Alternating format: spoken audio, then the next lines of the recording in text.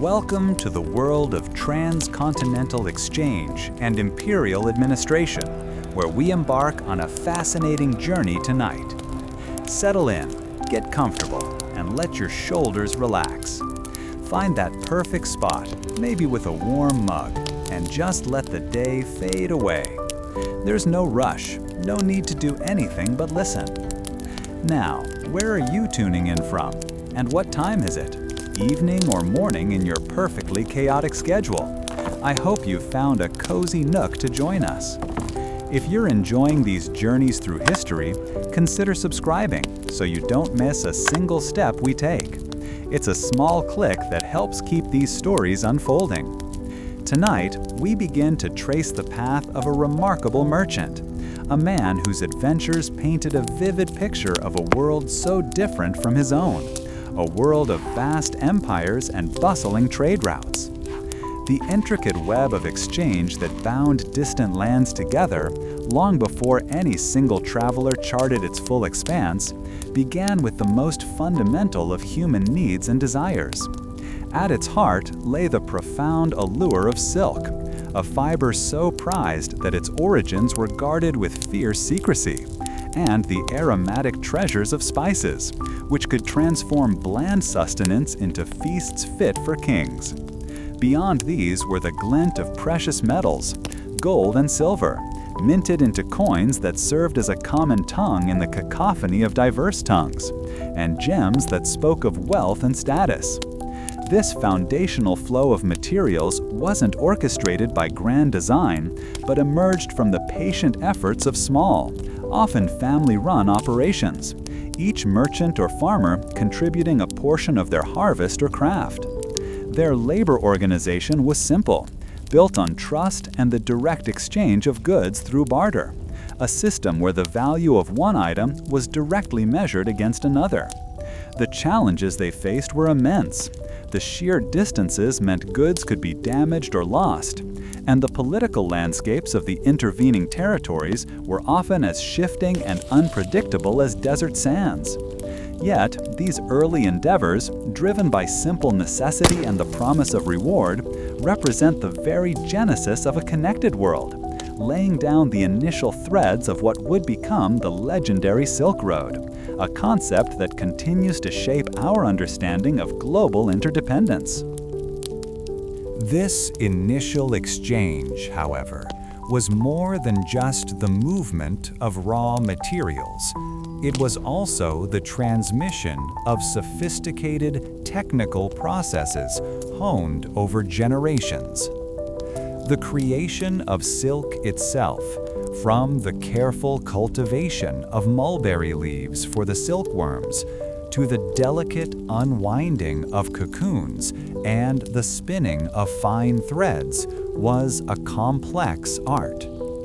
Beyond mere production, the methods of dyeing these threads to achieve vibrant, lasting colors were closely guarded secrets, involving an array of natural pigments derived from plants, insects, and minerals.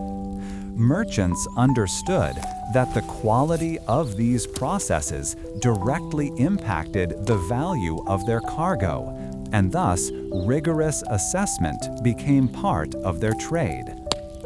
As trade routes expanded, so too did the need for specialized labor organization, moving beyond the single artisan or farmer to include individuals dedicated to protecting the caravans. These included well-armed guards who could deter opportunistic thieves, and experienced guides familiar with the treacherous terrain and the subtle signs of the land. The challenges here involved not only the physical act of safeguarding goods, but also establishing a basic level of trust between merchants from vastly different cultural backgrounds, a process that often took considerable time and many successful exchanges. Through these shared crafts and the growing appreciation for diverse aesthetics, a subtle cultural diffusion began to occur, as artistic styles and techniques slowly started to blend across continents, a testament to the human capacity for learning and adaptation. The sheer logistics of moving these valuable materials across vast, often unforgiving landscapes demanded an equally sophisticated understanding of technical processes related to organization and transport. Caravans, the lifeblood of this early trade, were meticulously assembled, with the selection and care of pack animals playing a critical role. Camels, with their remarkable resilience to arid conditions and their ability to carry heavy loads, were often the preferred choice, though hardy horses also served on certain routes. The materials required for their journey extended beyond mere sustenance. Durable saddles, sturdy harnesses, and specialized packs were essential for protecting the cargo and ensuring the animals' well-being. Within these moving communities, a clear labor organization emerged, with distinct roles and responsibilities. The caravan master, often the most experienced merchant, guided the overall journey, while others focused on specific tasks. Animal handlers ensured the welfare of the beasts. Water carriers managed the precious supply of life-giving liquid, and lookouts constantly scanned the horizon for potential dangers. The challenges were multifaceted, ranging from selecting the most viable routes, often dictated by the availability of water sources and the relative safety of the terrain, to navigating by the celestial bodies and familiar landmarks when no maps existed. These logistical feats not only facilitated trade, but also had a significant historical impact on human migration and the establishment of settlements in previously remote areas. Historical accounts from the era suggest that the economic models of risk management employed by these early long-distance traders were surprisingly advanced, often involving partnerships and shared financial stakes to mitigate potential losses. As trade volume grew, the materials of finance itself became increasingly important, moving beyond simple barter to embrace coinage and nascent forms of credit. The technical processes of minting coins, often bearing the symbols of ruling powers, were complex, requiring skilled metalworkers and precise methods to ensure consistent weight and purity. Yet, the challenges arose from the very diversity of these systems. A coin minted in one kingdom might be viewed with suspicion or outright rejected in another, leading to the need for skilled money changers.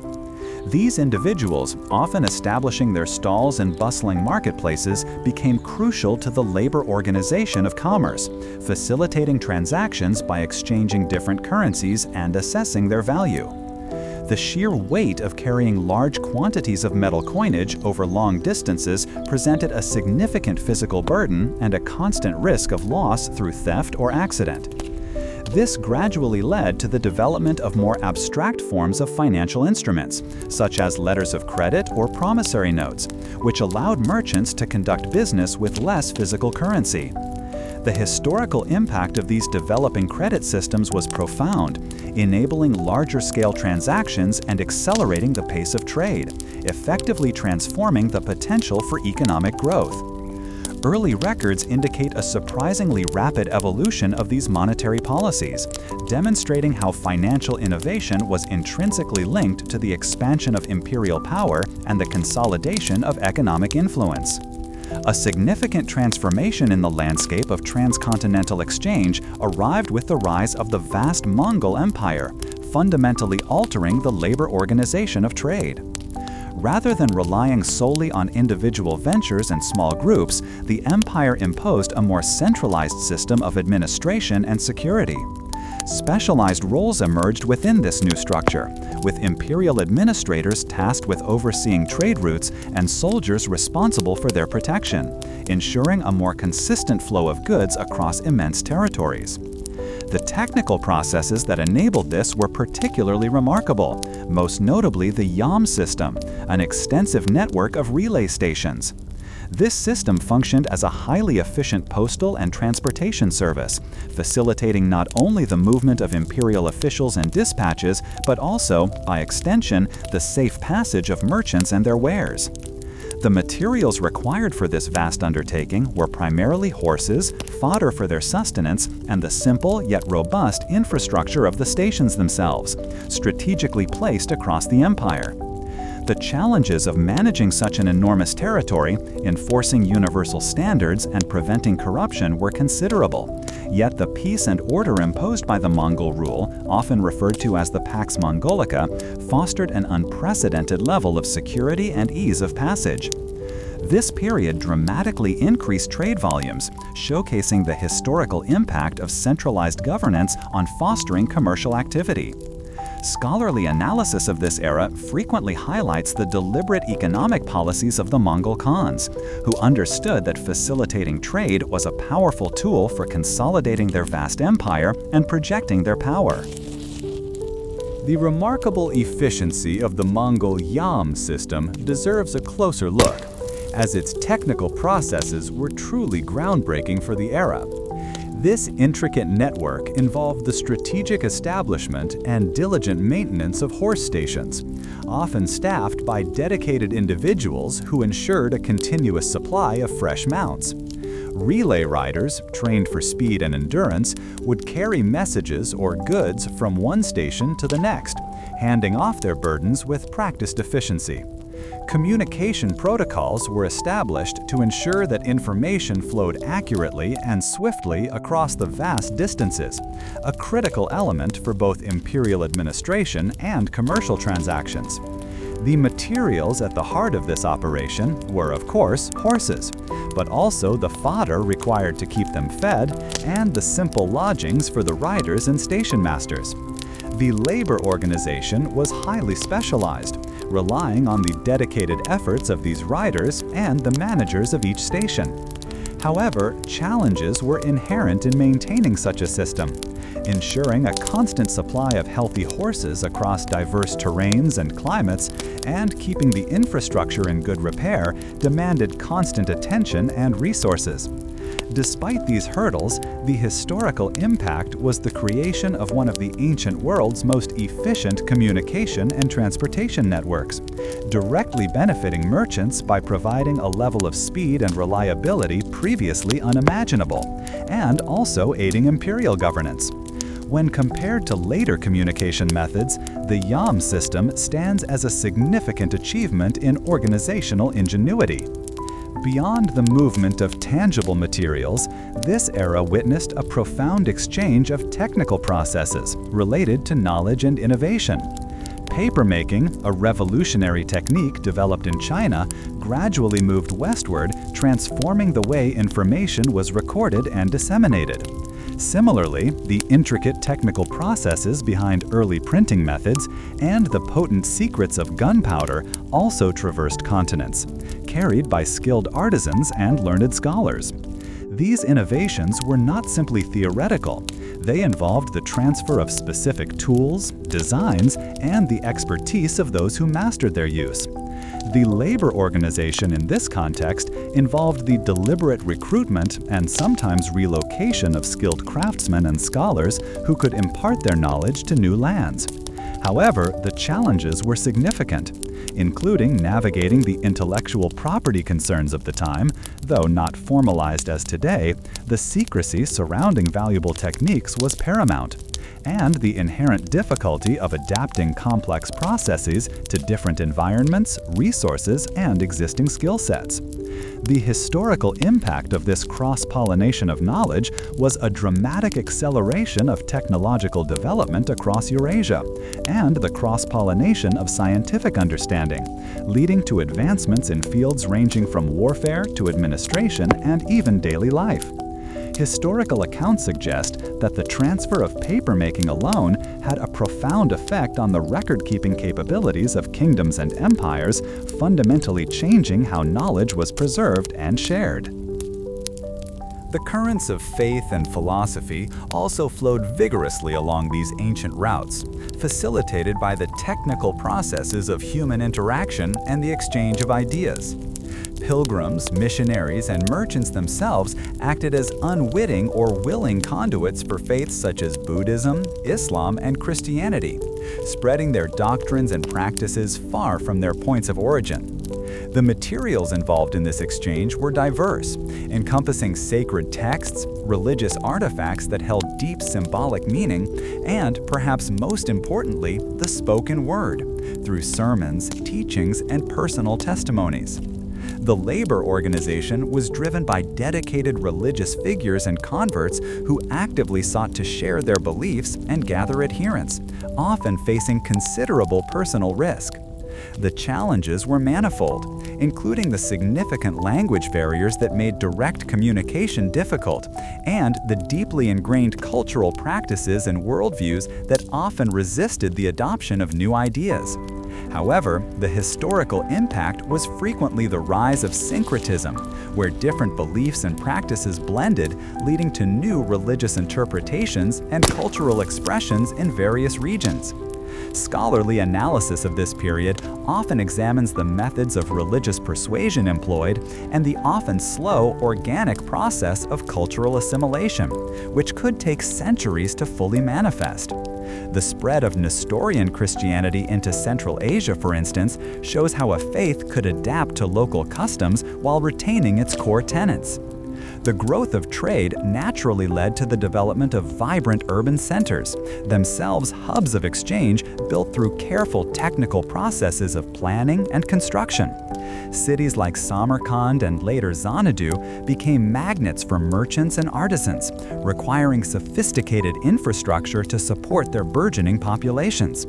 The organization of sprawling marketplaces, the construction of caravanserai, secure inns that offered lodging and sustenance for travelers and their animals, and the logistical challenges of supplying large urban centers with food, water, and other necessities were immense undertakings. The labor organization within these cities was a complex hierarchy, involving merchants who financed trade, artisans who produced goods, laborers who performed construction and transport, and administrators who managed civic affairs and ensured order. Maintaining sanitation and managing resources in such densely populated areas presented ongoing challenges, as did the need to prevent disputes from escalating into widespread disorder. The historical impact of these urban centers was the creation of dynamic, cosmopolitan hubs that fostered innovation, economic growth, and the cross-pollination of ideas and cultures. The economic principles that underpinned the success of these ancient metropolises often revolved around their strategic locations and the efficient management of their markets, drawing trade from all directions. Within the vast expanse of the Mongol Empire, specific economic principles guided trade, moving beyond simple transactions to encompass a broader imperial strategy. The technical processes of imperial taxation were refined, establishing standardized weights and measures to ensure fairness and consistency in transactions across diverse regions. Furthermore, the empire often managed monopolies on key goods, such as salt or precious metals, to control revenue streams and exert economic influence. The labor organization within this framework involved specialized imperial officials tasked with overseeing trade, collecting revenues, and enforcing trade regulations. The challenges lay in preventing the pervasive issue of corruption among these officials and ensuring that the policies, while aimed at imperial benefit, did not stifle the very merchant activity they were meant to support. The historical impact was the integration of previously disparate economies into a larger imperial system, leading to increased wealth and prosperity for many regions within the empire's reach. Scholarly perspectives on this era frequently explore the application of what could be considered proto-mercantilist policies by the Mongol rulers, who understood the power of controlled commerce to bolster their dominion. The trade in luxury goods, a significant driver of long-distance commerce, involved highly refined commercialization strategies, employing specialized technical processes for production, quality control, and the creation of demand in both European and Asian markets. Materials like fine silks, intricately carved jade, and high-quality ceramics were not merely commodities, but symbols of status and refinement. Their value enhanced by the skill of the artisans who transformed them. The labor organization here often consisted of specialized artisan guilds, groups of skilled craftsmen who shared knowledge and maintained high standards, and wealthy patrons who commissioned unique and elaborate pieces. The challenges included not only maintaining consistent quality across different workshops and ensuring the safe transport of fragile items over immense distances, but also understanding and cultivating the specific tastes and desires of distant markets. The historical impact was the creation of new desires and tastes, fostering a demand for these exquisite goods that, in turn, drove further production and exchange, demonstrating an early form of global branding and market cultivation. The concept of brand recognition, though not formally named, was certainly present, as certain cities or workshops became renowned for particular products. The facilitation of cross-cultural interaction also relied on developing legal and diplomatic frameworks that provided a degree of predictability and order. The technical processes of treaty making, establishing clear protocols for ambassadors and their retinues, and creating mechanisms for resolving disputes were crucial for maintaining stable relationships between different political entities. The labor organization involved diplomats who negotiated agreements, scribes who meticulously recorded the terms of treaties, and legal experts who advised on matters of jurisprudence. The challenges inherent in this process were significant, including bridging vast differences in legal traditions and cultural norms, and ensuring that agreements, once made, were honored by all parties involved. The historical impact was the creation of a more stable and secure environment for trade and interaction, reducing the likelihood of conflict and fostering greater cooperation. Comparative analysis of the legal systems of the various empires and how they accommodated foreign merchants and their customs reveals a complex but often surprisingly adaptable approach to intercultural law. Marco Polo's own account, though subject to considerable scholarly debate regarding its literal accuracy, provides a valuable lens through which to examine the cultural exchange processes from a European perspective. The materials through which this information flowed were varied. The written word, often transcribed by scribes who may have embellished or misinterpreted accounts, rumor, and the first-hand, albeit filtered, observations of travelers. The labor organization involved not only the travelers themselves, but also the scribes who recorded their tales and the scholars who later analyzed and disseminated them. The challenges were rooted in inherent biases, the pervasive misunderstandings that arise when encountering vastly different social norms and political realities, and the sheer difficulty of accurately conveying foreign concepts and experiences across linguistic and cultural divides. The historical impact was undeniably the broadening of European horizons and the stimulation of an insatiable curiosity about the East, igniting imaginations and fueling future explorations. From the Asian side, European visitors were also objects of interest and, at times, considerable confusion, offering a reciprocal, if less widely documented, cultural perception. While terrestrial routes are often emphasized, the technical processes of shipbuilding and maritime navigation also played a vital role in extending the reach of these land-based trade networks. Materials like sturdy timbers, durable sailcloth, and specialized metal fittings were essential for constructing vessels capable of withstanding long voyages. Advancements in understanding ocean currents, weather patterns, and celestial navigation allowed sailors to chart more reliable courses. The labor organization encompassed a wide range of skilled individuals, from shipbuilders who crafted the vessels to sailors who operated them and port administrators who managed the bustling hubs of maritime trade. The challenges of sea travel were considerable, including the unpredictable nature of the sea itself, the constant dangers of storms, and the ever-present threat of piracy. However, the historical impact was the extension of interconnectedness to new regions and the integration of sea trade with overland routes, creating a truly globalized network that bypassed many land-based obstacles. This synergy between land and sea-based trade networks significantly amplified the scale and scope of transcontinental exchange.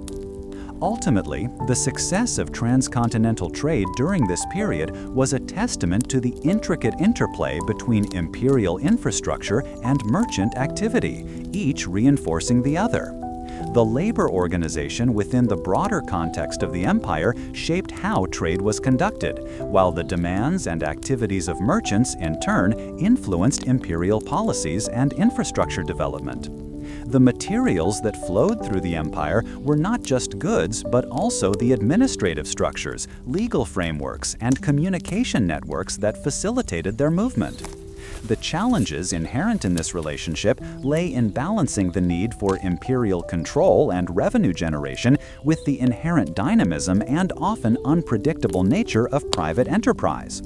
The historical impact was a period of unprecedented economic prosperity and cultural exchange, demonstrating a remarkably successful, albeit complex, model of transcontinental governance and commerce. Scholarly analysis of this symbiotic relationship often examines its sustainability and the long-term consequences that shaped subsequent global trade patterns and geopolitical developments. These factors demonstrate recurring patterns in human civilization. The meticulous preparation of raw silk, a process guarded with utmost secrecy by its earliest practitioners, formed the bedrock of these long-distance exchanges. This involved not just the cultivation of mulberry trees, upon which the silkworms fed, but also a deep understanding of the silkworm's life cycle. Eggs were carefully preserved through the colder months, and when spring arrived, they were nurtured with fresh mulberry leaves, a task demanding constant attention.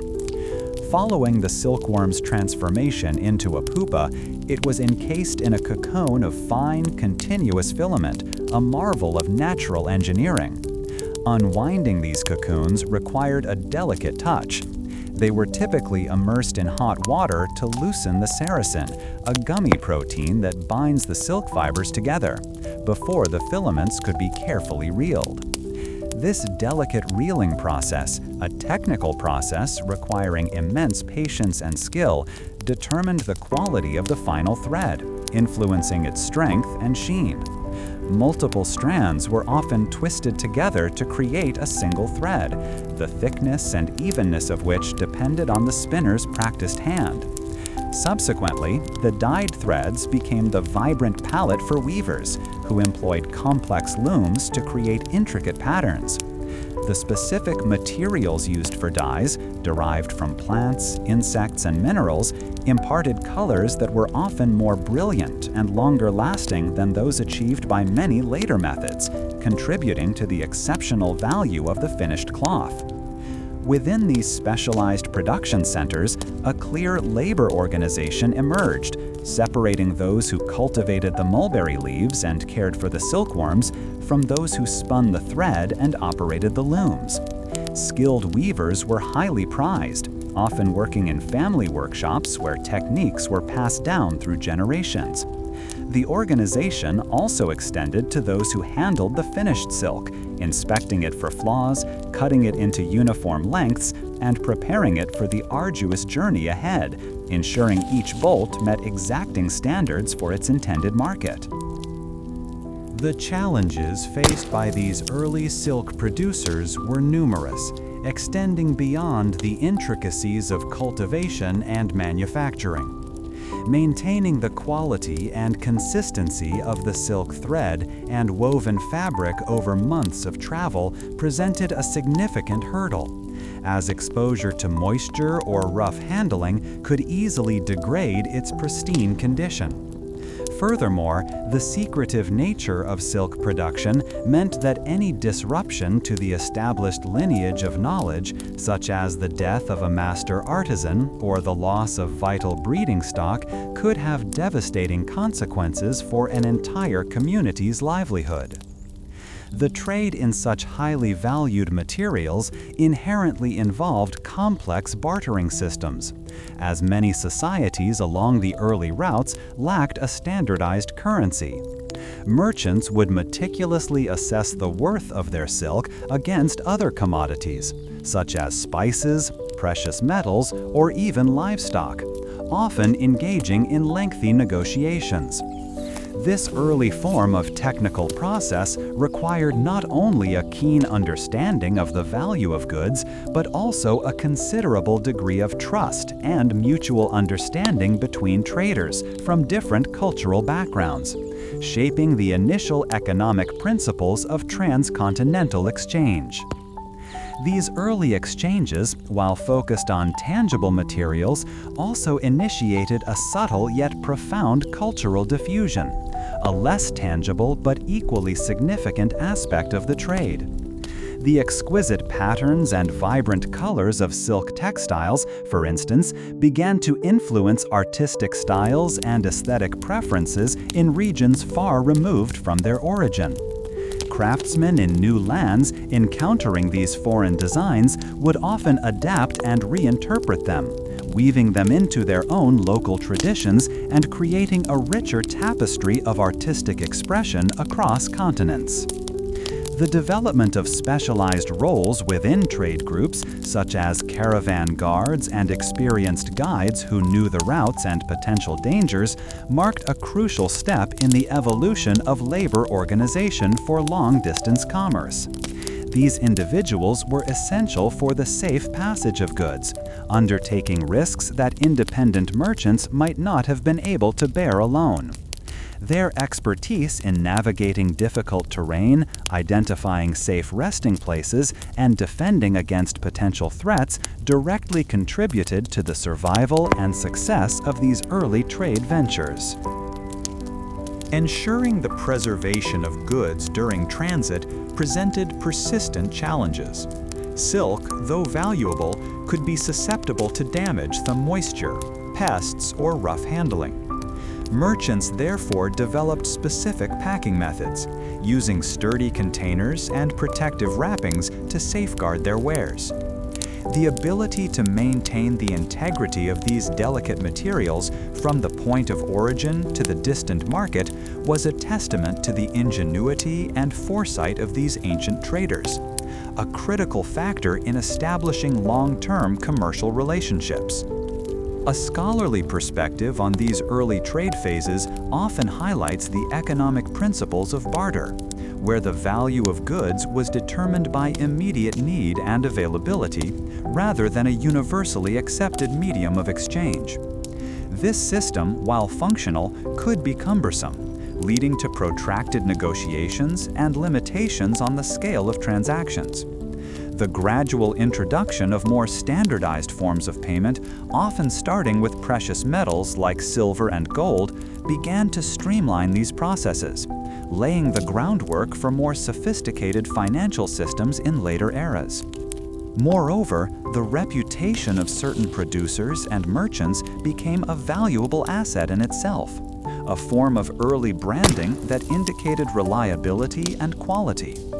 Buyers would often seek out goods known to come from specific regions or from merchants with a proven track record, demonstrating an implicit understanding of market demand and supply chains. This emphasis on consistent quality and dependable delivery, a crucial aspect of the technical process of trade, helped to build the trust necessary for sustained commercial activity across vast distances. The impact of these sustained exchanges went beyond the immediate economic benefits, fostering a deeper understanding and appreciation between disparate cultures. The shared appreciation for fine craftsmanship, for instance, created common ground, bridging cultural divides that might otherwise have remained insurmountable.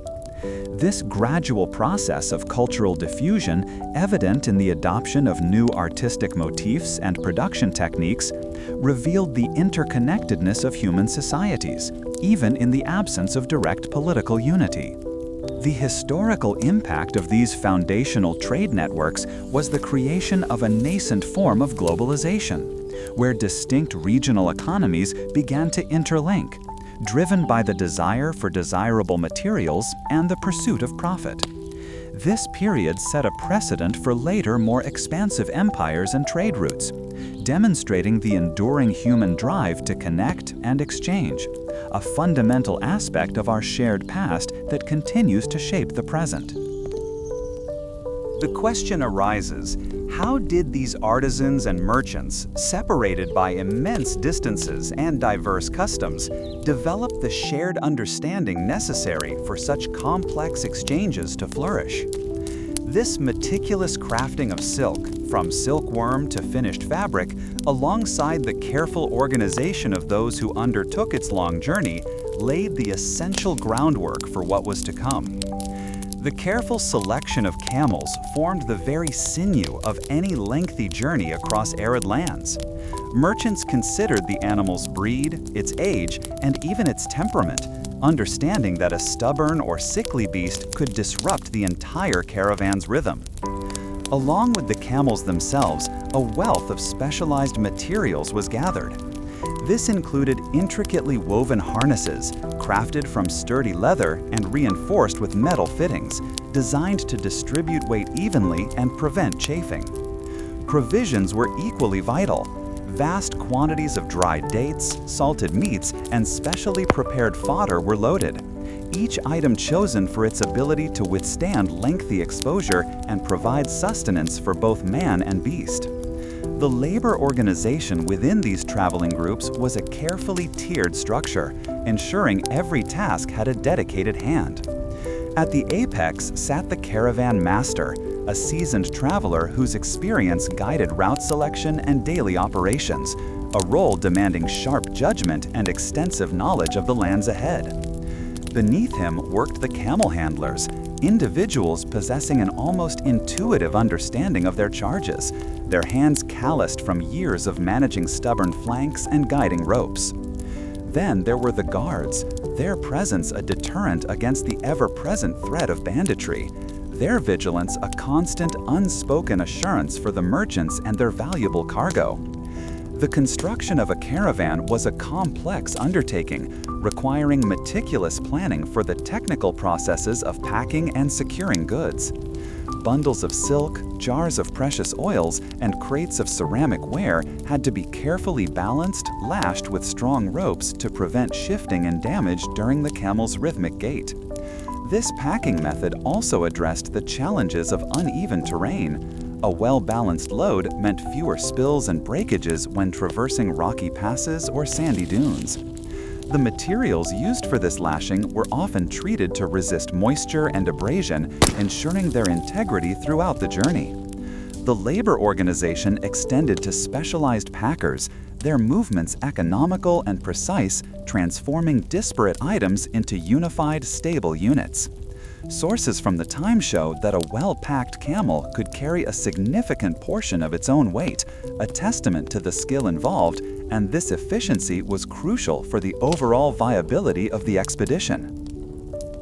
Navigating these vast stretches of land presented its own unique set of challenges. One of the most significant was the reliance on natural cues for direction.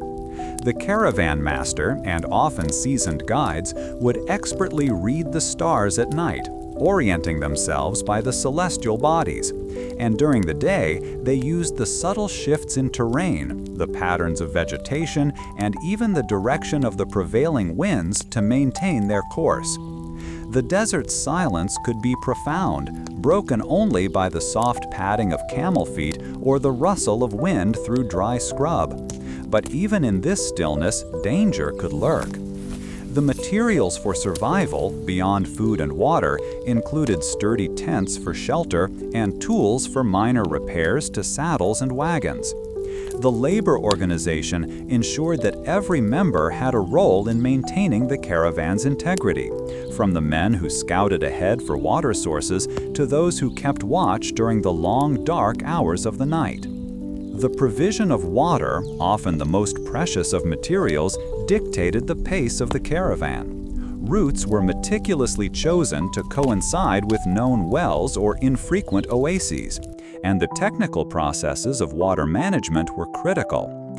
Skins of water, made from cured animal hides, were treated to minimize leakage, and each day's ration was strictly measured. The labor organization included individuals responsible for rationing, ensuring that the most valuable resource was distributed equitably to prevent discontent and maintain the health of everyone involved. The challenges were immense. A well running dry or an oasis proving less abundant than anticipated could have dire consequences, forcing difficult decisions about route changes or the abandonment of less essential cargo. Period documents reveal the anxiety associated with nearing depleted water sources, a palpable tension that permeated the traveling group. Beyond the immediate practicalities, the journey itself fostered a unique form of labor organization among the travelers, a shared experience that forged bonds.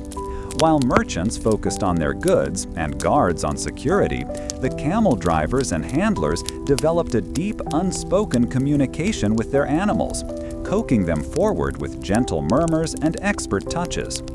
This symbiotic relationship, honed over countless miles, was a testament to the human capacity for adaptation. The materials of their trade were not just the silks and spices, but also the animals, the ropes, and the very paths they trod, each element essential to the larger endeavor. The challenges of maintaining morale over weeks or months of arduous travel were met through shared stories around the campfire, simple songs, and the collective anticipation of reaching the next destination.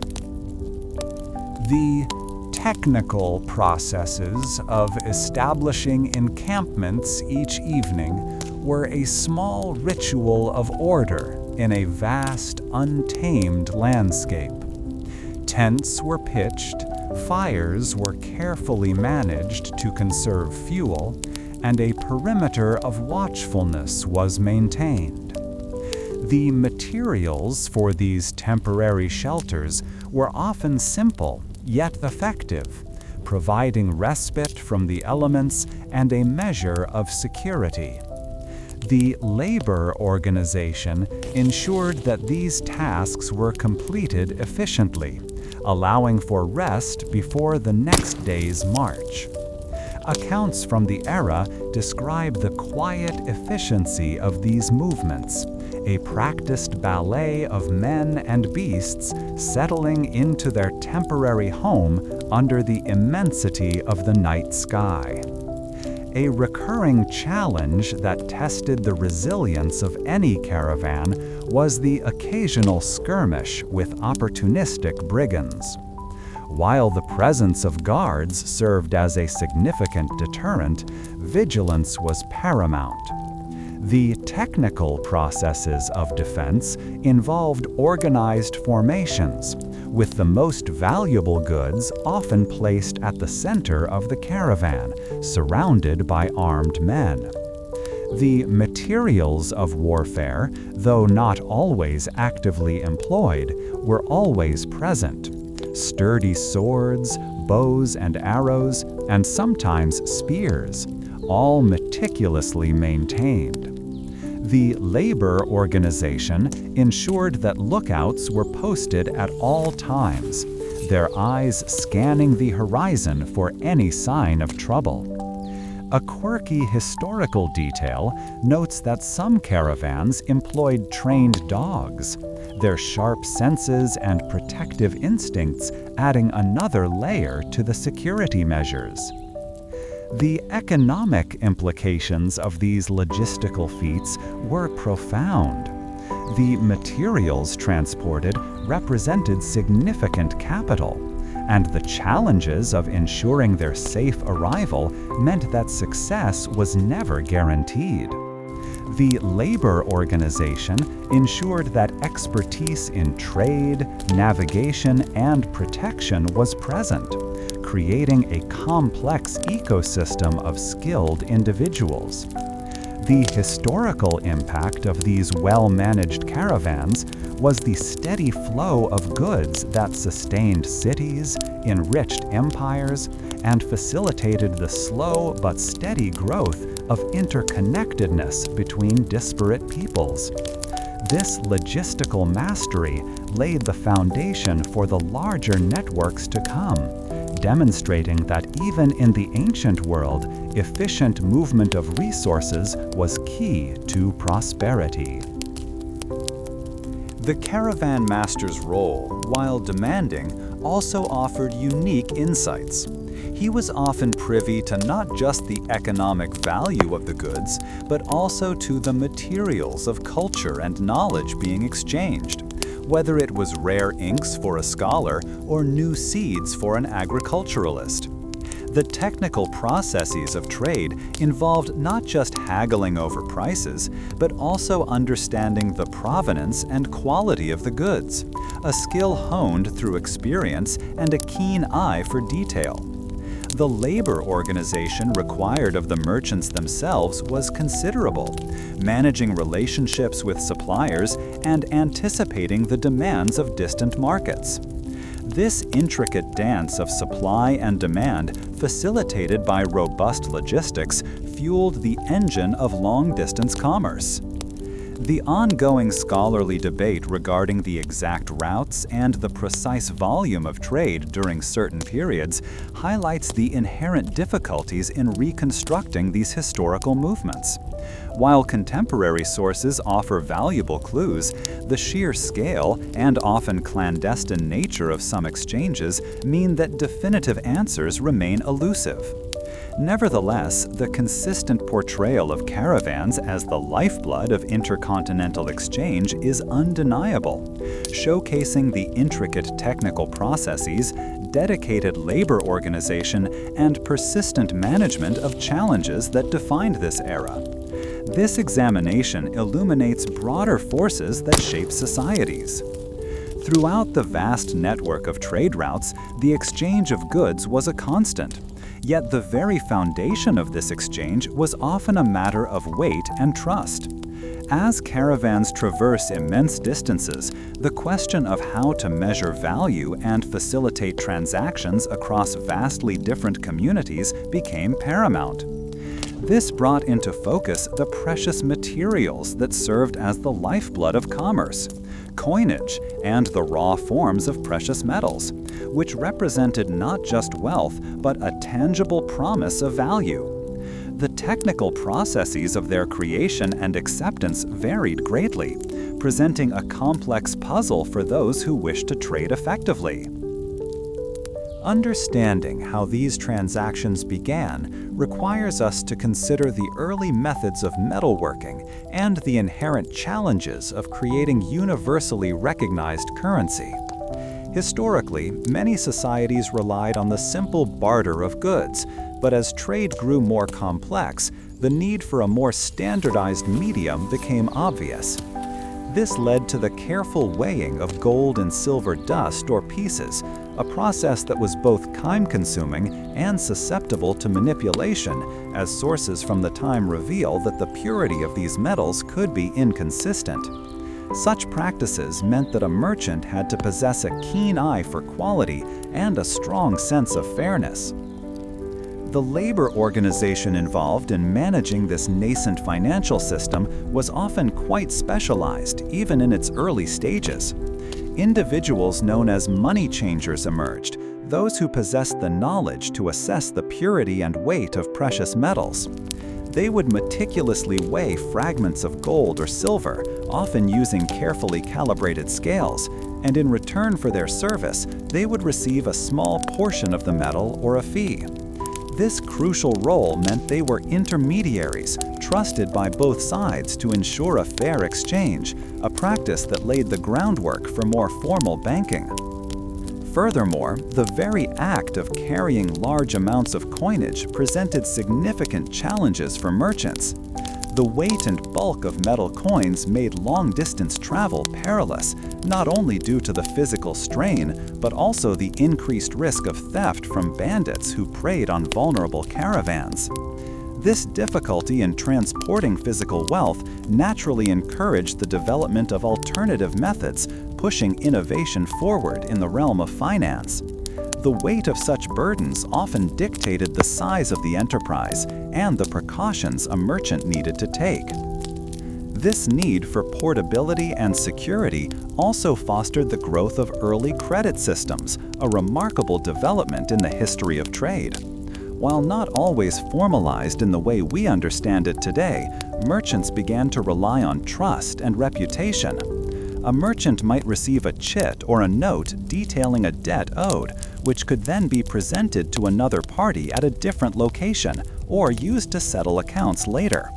This system, while risky, allowed for transactions to occur without the immediate exchange of physical materials. The technical processes involved in these early credit arrangements included the careful recording of agreements, often on paper or parchment, a material itself that had traveled along the trade routes. These records served as the evidence of a promise to pay, and their careful creation and safekeeping were essential. The labor organization in this context included scribes and trusted agents who could verify these written commitments, ensuring that debts were honored and that the flow of commerce was not unduly hindered by the sheer impracticality of carrying vast sums of coin. The historical impact of these developments in currency and credit was profound. They allowed for larger transactions, the financing of more ambitious trading ventures, and ultimately the growth of cities and empires that depended on robust economic activity. By reducing the reliance on the physical transfer of heavy metals, these systems injected a new dynamism into trade, enabling merchants to operate on a scale previously unimaginable, connecting distant markets more effectively than ever before. This fostered an environment where wealth could be leveraged for further investment and growth. As trade routes expanded and interacted with various political entities, the challenges of creating a unified system of currency became increasingly apparent. Different empires minted their own coins, each with varying designs, weights, and perceived values, often marked with the imagery of rulers or important symbols of their state.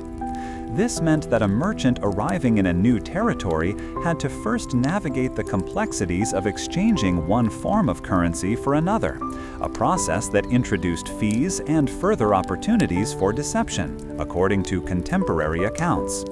This intricate web of financial practices, from the weighing of gold dust to the burgeoning use of written credit, demonstrates a fundamental human drive to find efficient and trustworthy ways to conduct business across diverse communities. The ingenuity shown in developing these systems, often through trial and error and the gradual accumulation of knowledge, underscores the sophisticated economic thinking that underpinned the vast exchange networks of the ancient world. The precious metals and the records of debt exemplify how human ingenuity responded to fundamental challenges. The Great Khan's Great Roads, a network of power and prosperity.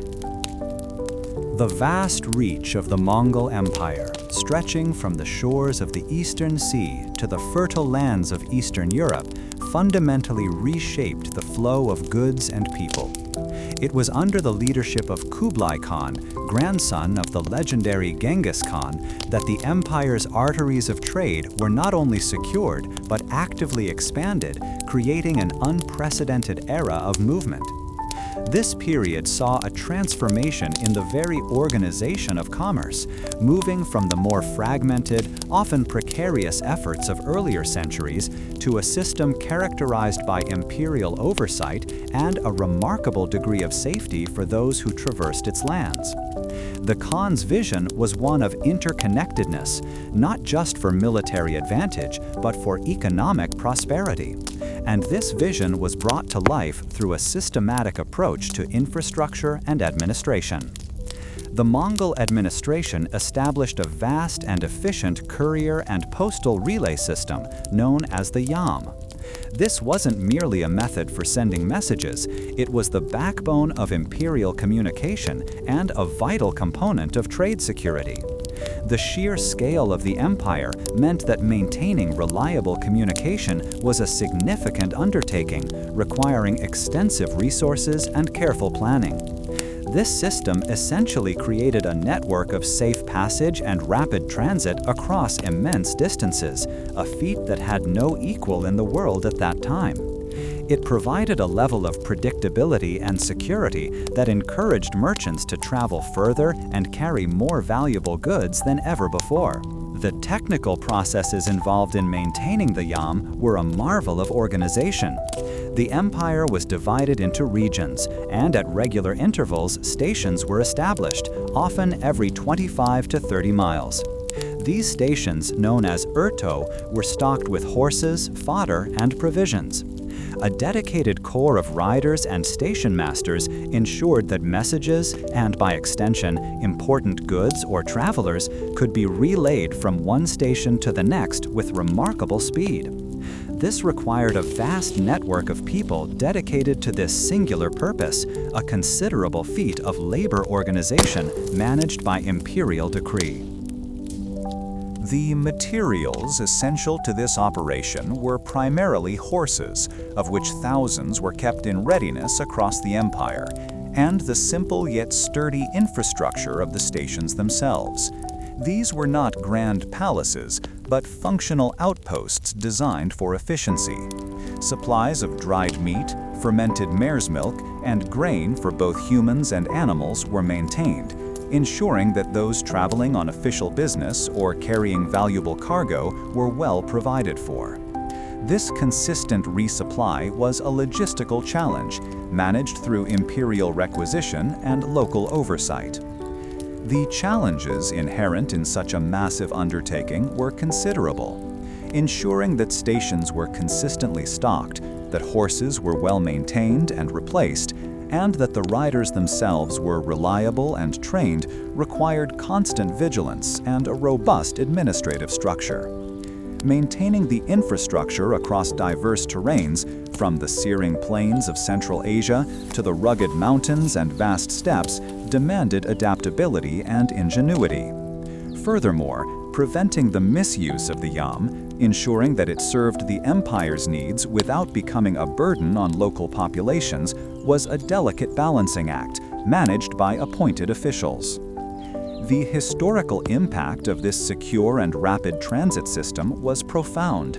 It allowed for the swift movement of imperial officials, the efficient collection of taxes, and, crucially, the safe passage of merchants and their goods.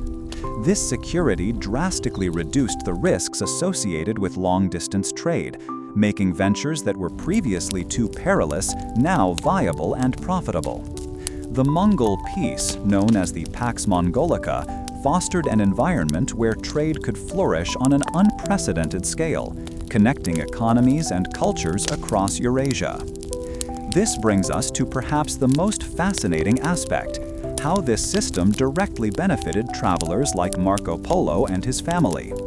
The technical processes of the yam meant that a merchant caravan, while still a significant undertaking, could move with a degree of confidence that was absent in earlier eras. The presence of imperial protection along the routes, enforced by Mongol patrols, and the very structure of the yam deterred the kind of banditry that had plagued earlier travelers.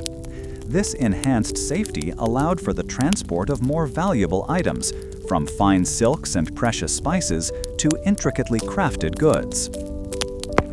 The labor organization extended beyond the riders and station masters of the yam. Along the major trade routes, caravanserai were established.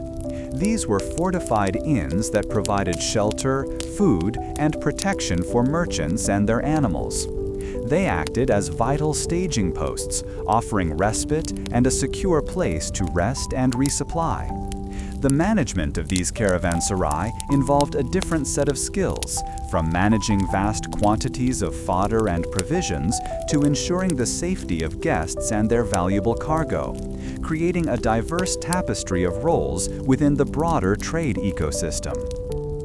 The materials for these caravanserai included sturdy construction timber, often brought from considerable distances, and ample supplies of food and water, which themselves required intricate logistical planning. The sheer volume of provisions needed for a steady stream of travelers and their animals meant that these establishments were often centers of local economic activity, supporting farmers, animal handlers, and craftsmen who provided necessary goods and services.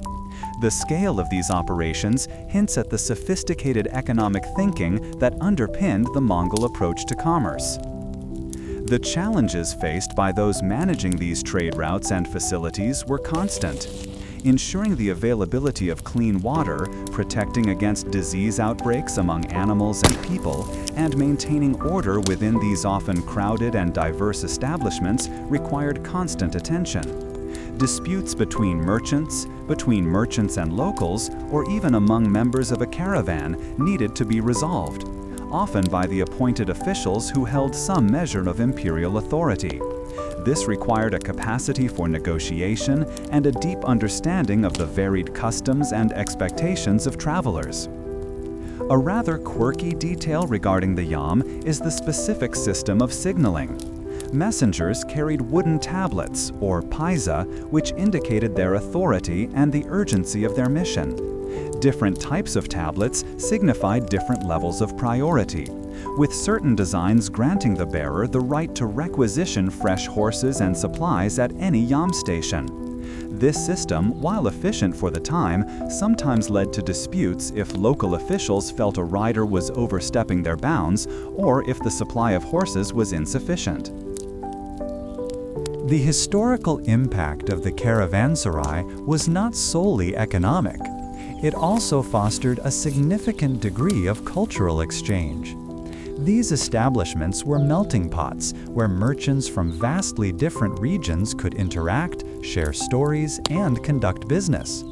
This cross-pollination of ideas, customs, and even recipes was an indirect but powerful consequence of the secure trading environment fostered by the Mongol administration. It was within these bustling hubs that news and rumors traveled, shaping perceptions and influencing future trade patterns. One persistent scholarly debate revolves around the true extent of direct versus indirect control the Mongols exerted over trade. While the Pax Mongolica certainly created a safer environment, it's debated whether the empire actively managed individual trade ventures or simply created the conditions under which private enterprise could thrive. It is clear, however, that the infrastructure provided by the yam and the security it offered were instrumental in facilitating the overland journeys of travelers like Marco Polo, enabling him to reach the court of Kublai Khan. The sheer scale of the labor organization involved in maintaining the yam and the associated infrastructure is often underestimated. Thousands of individuals, from the skilled riders to the less visible but equally essential horse breeders, fodder gatherers, and station caretakers, were all part of this vast network. Their coordinated efforts, often performed in relative isolation or in small functional communities, were the silent engine driving the economic and communicative power of the empire. Without their diligent work, the empire's ability to facilitate long-distance trade would have been severely hampered. Considering the immense distances and the varied landscapes, the technical processes employed in animal husbandry were critical. Selecting the right breeds of horses and camels for different terrains, ensuring they received adequate nutrition, and understanding the signs of fatigue or illness were all part of the expertise required. This attention to detail in animal care was as important as the riders themselves, as a single sick or lame animal could disrupt the entire relay. This systematic approach to managing the essential materials of transit highlights the practical genius of the Mongol administration. The administrative structure overseeing this network was a testament to effective governance. Officials were appointed to manage specific sections of the yam, responsible for ensuring the stations were provisioned, the riders were disciplined, and the system operated smoothly.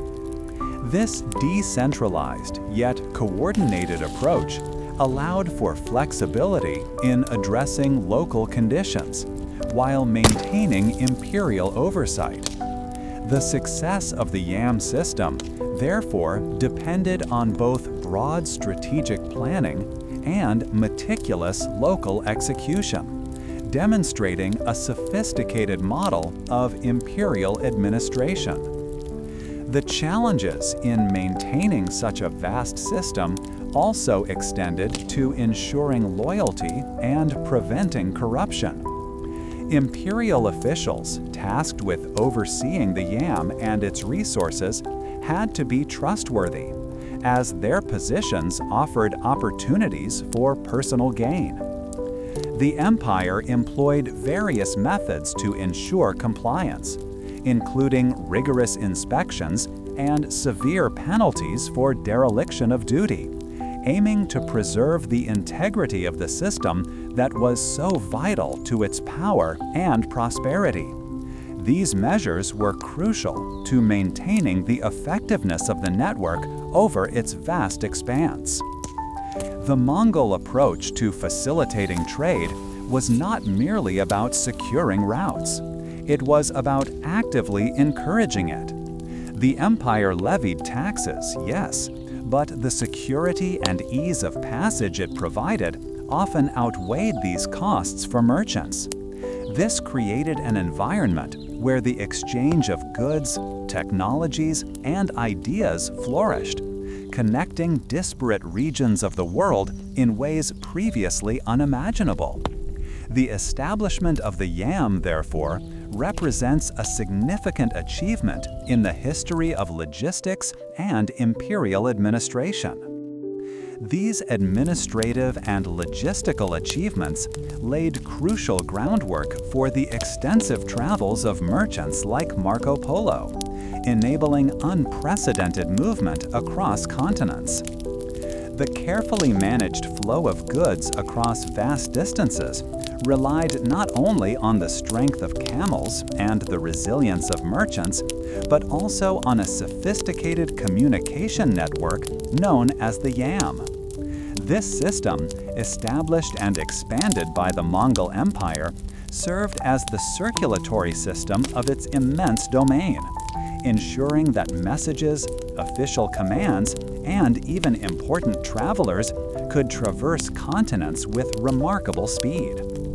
The careful selection and placement of these relay stations, or urto, formed the backbone of this rapid transit, requiring immense foresight and meticulous planning by imperial administrators. These stations were strategically positioned along major routes, often separated by a day's ride or less, ensuring that weary riders and their mounts could find refreshment and a swift change to continue their journey without significant delay.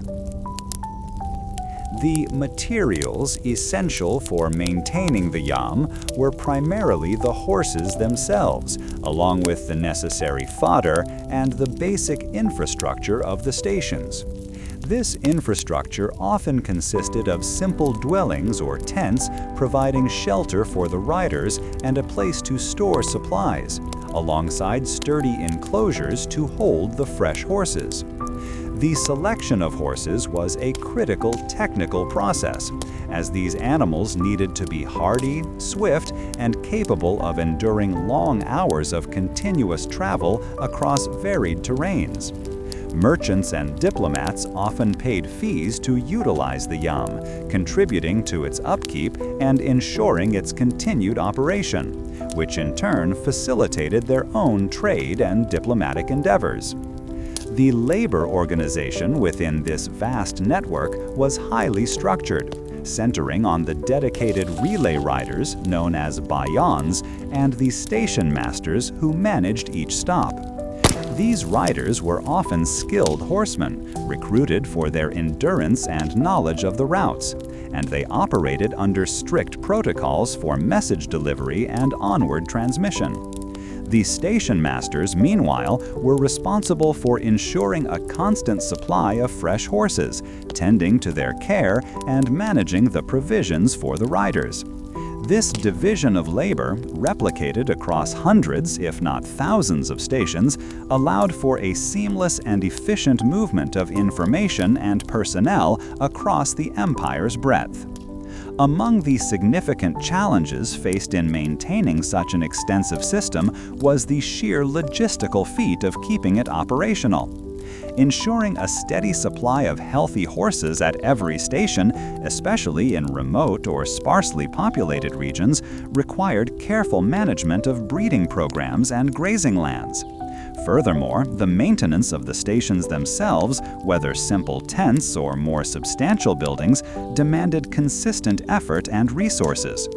Protecting these stations and the riders from potential banditry, a persistent threat along many routes, also necessitated a degree of security, often provided by imperial guards or local garrisons. This extensive network created an unparalleled historical impact by dramatically increasing the speed and reliability of long-distance communication.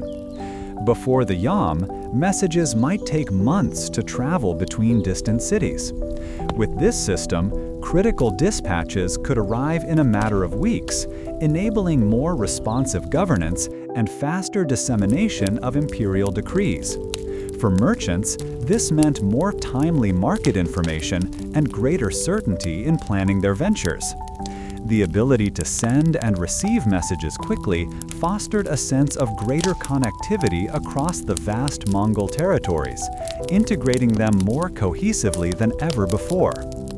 A key scholarly perspective on the yam system highlights its comparative efficiency when measured against other communication methods of similar scale in history. While later systems would leverage new technologies, the yam represented a peak achievement in pre-modern communication, a testament to organizational ingenuity. Its existence not only benefited the Mongol Empire itself, but also inadvertently created a safer and more predictable environment for the merchants and travelers who utilized its routes, indirectly fueling the very trade it served. The careful selection of station locations was not arbitrary. Rather, it was a calculated process, often informed by local knowledge and an understanding of the natural landscape. This systematic approach to communication extended to the physical transfer of goods that often accompanied official messages. While not solely a transport system, the yam's efficiency meant that valuable items, or even small amounts of critical supplies, could be dispatched with greater speed and security. The stations served as waypoints, allowing for the replenishment of provisions for those traveling with their own means, thereby reducing the time spent on rest and resupply.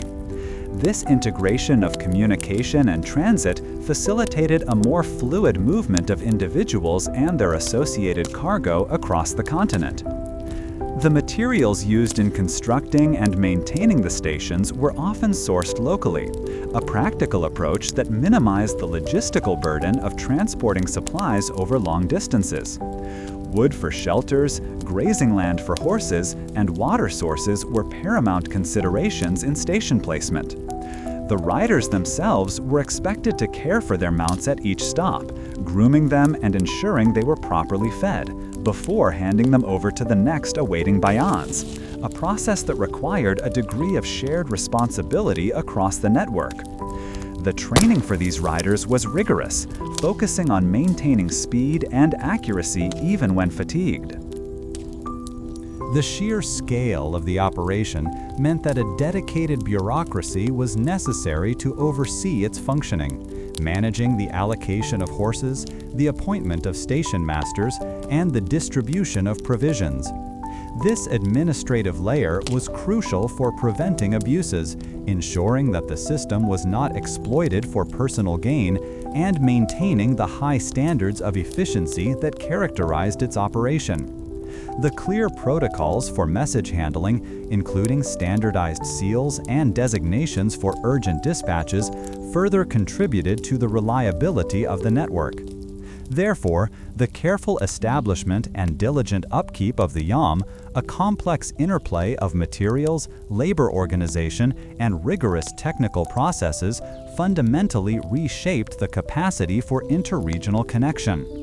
This intricate web of relay stations, manned by dedicated individuals, not only facilitated the swift movement of imperial mandates, but also created an environment where trade and cultural exchange could flourish with greater speed and certainty, laying crucial groundwork for the expanding reach of commerce. Modern research continues to uncover new dimensions of these historical communication networks, revealing the intricate systems that bound vast empires together. The craft of papermaking, a relatively new marvel from the East, offered a silent revolution, moving like a whispered secret across the vast expanse of the continent. This process, far removed from the sturdy efficiency of the YAM stations or the ordered security of Mongol roads, involved the transformation of humble plant fibers into something that could carry knowledge and art. Paper, often derived from mulberry bark, hemp, or old rags, began its journey westward, a testament to the ingenuity born from necessity and the persistent human drive to record and communicate. The materials themselves dictated much of the labor involved, from the careful harvesting of plants to the patient pounding of fibers into a pulp, a process that required considerable strength and a delicate touch.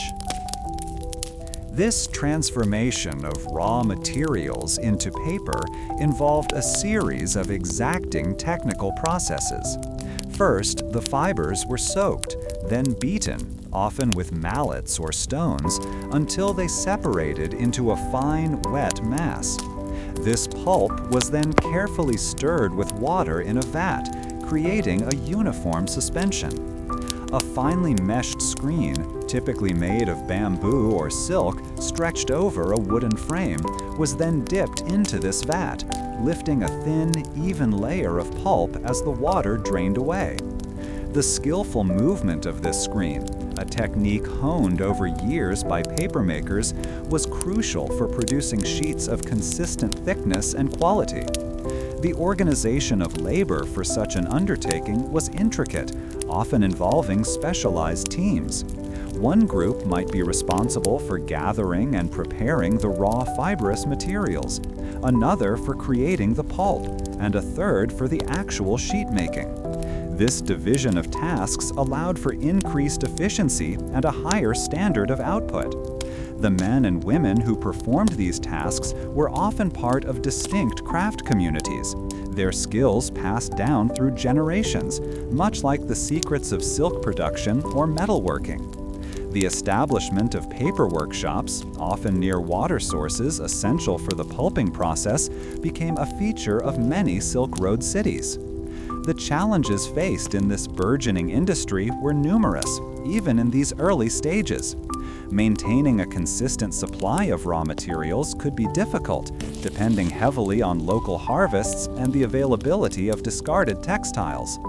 Furthermore, the quality of the finished paper was susceptible to variations in the pulp preparation and the drying process.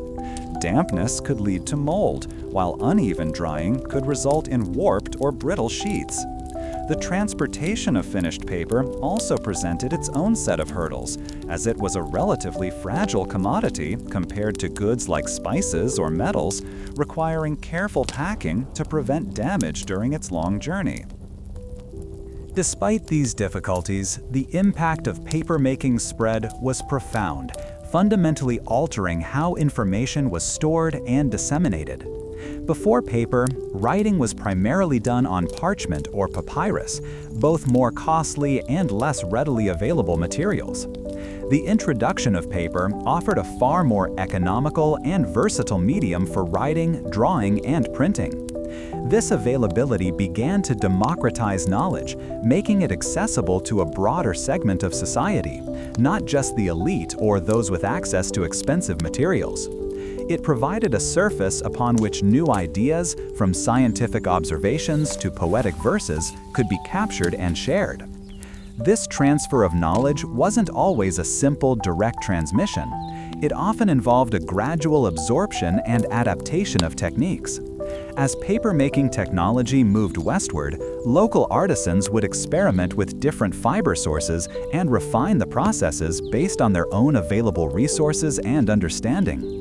For instance, paper made from rice straw in one region might have a different texture and absorb ink differently than paper made from cotton rags in another. This organic evolution of the craft meant that paper itself became a varied commodity, each type suited to different purposes, from the rougher paper used for everyday accounts to finer grades for manuscripts. It is worth noting an ongoing scholarly debate regarding the precise routes and timelines of papermaking's westward journey.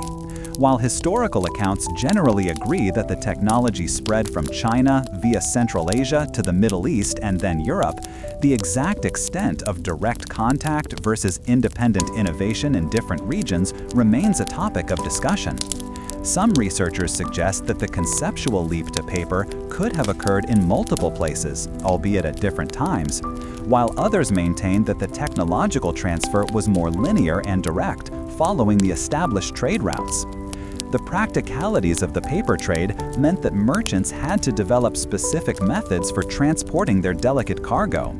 Rolls or stacks of paper were often wrapped in protective cloths, then bundled together and placed within sturdy wooden crates or chests. The paper market itself became a specialized sector within the broader economy of the Silk Road, with dedicated traders and intermediaries who understood the nuances of quality, demand, and the logistical challenges involved. Cities that developed strong paper industries, like Samarkand, became centers for both production and distribution, supplying markets far and wide. This exchange of technologies extended beyond paper itself to the very tools and practices associated with its use.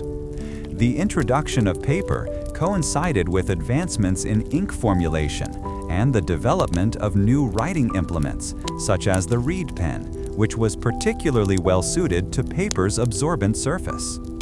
The combination of these elements, paper, ink, and pen, created a more efficient and accessible system for written communication, paving the way for the spread of literacy and the documentation of a wider array of human activities. The economic implications of paper were vast, lowering the cost of record-keeping for merchants and governments alike.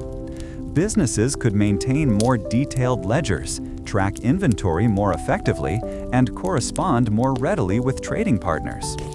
For administrators, paper facilitated the creation of laws, decrees, and administrative documents, streamlining governance across vast territories. This availability of affordable writing material truly fueled the administrative and commercial engines of the empires connected by the Silk Road, demonstrating how a seemingly simple invention could have such far-reaching consequences. The impact on intellectual life was equally significant. Scholars could more easily acquire, copy, and distribute texts, leading to the wider circulation of philosophical treatises, scientific knowledge, and literary works. This easier access to a greater volume of written material fostered intellectual cross-pollination, allowing ideas from different cultures to mingle and influence one another. The shared medium of paper provided a common ground for intellectual discourse, even between those separated by vast distances and cultural differences, slowly but surely knitting together the intellectual tapestry of the known world. The proliferation of paper, alongside other transmitted technologies, demonstrably altered the course of human progress. The historical accounts reveal layers of meaning that scholars still examine when considering the impact of papermaking's journey. A traveler named Marco Polo once described encountering the magnificent court of Kublai Khan, a world far removed from his Venetian homeland. His accounts painted vivid pictures of distant lands, sparking curiosity and awe. Now consider the journey of ideas and beliefs, the invisible currents that flowed alongside the silks and spices, shaping cultures in ways both profound and subtle. This next part of our shared journey turns to those whispers of faith, the currents of philosophy that crisscrossed continents, often carried by individuals driven by convictions as strong as any merchant's desire for profit. From earliest times, people sought to understand their place in the world, their connections to the divine and the cosmos. This search for meaning provided a powerful impetus for movement, just as trade did.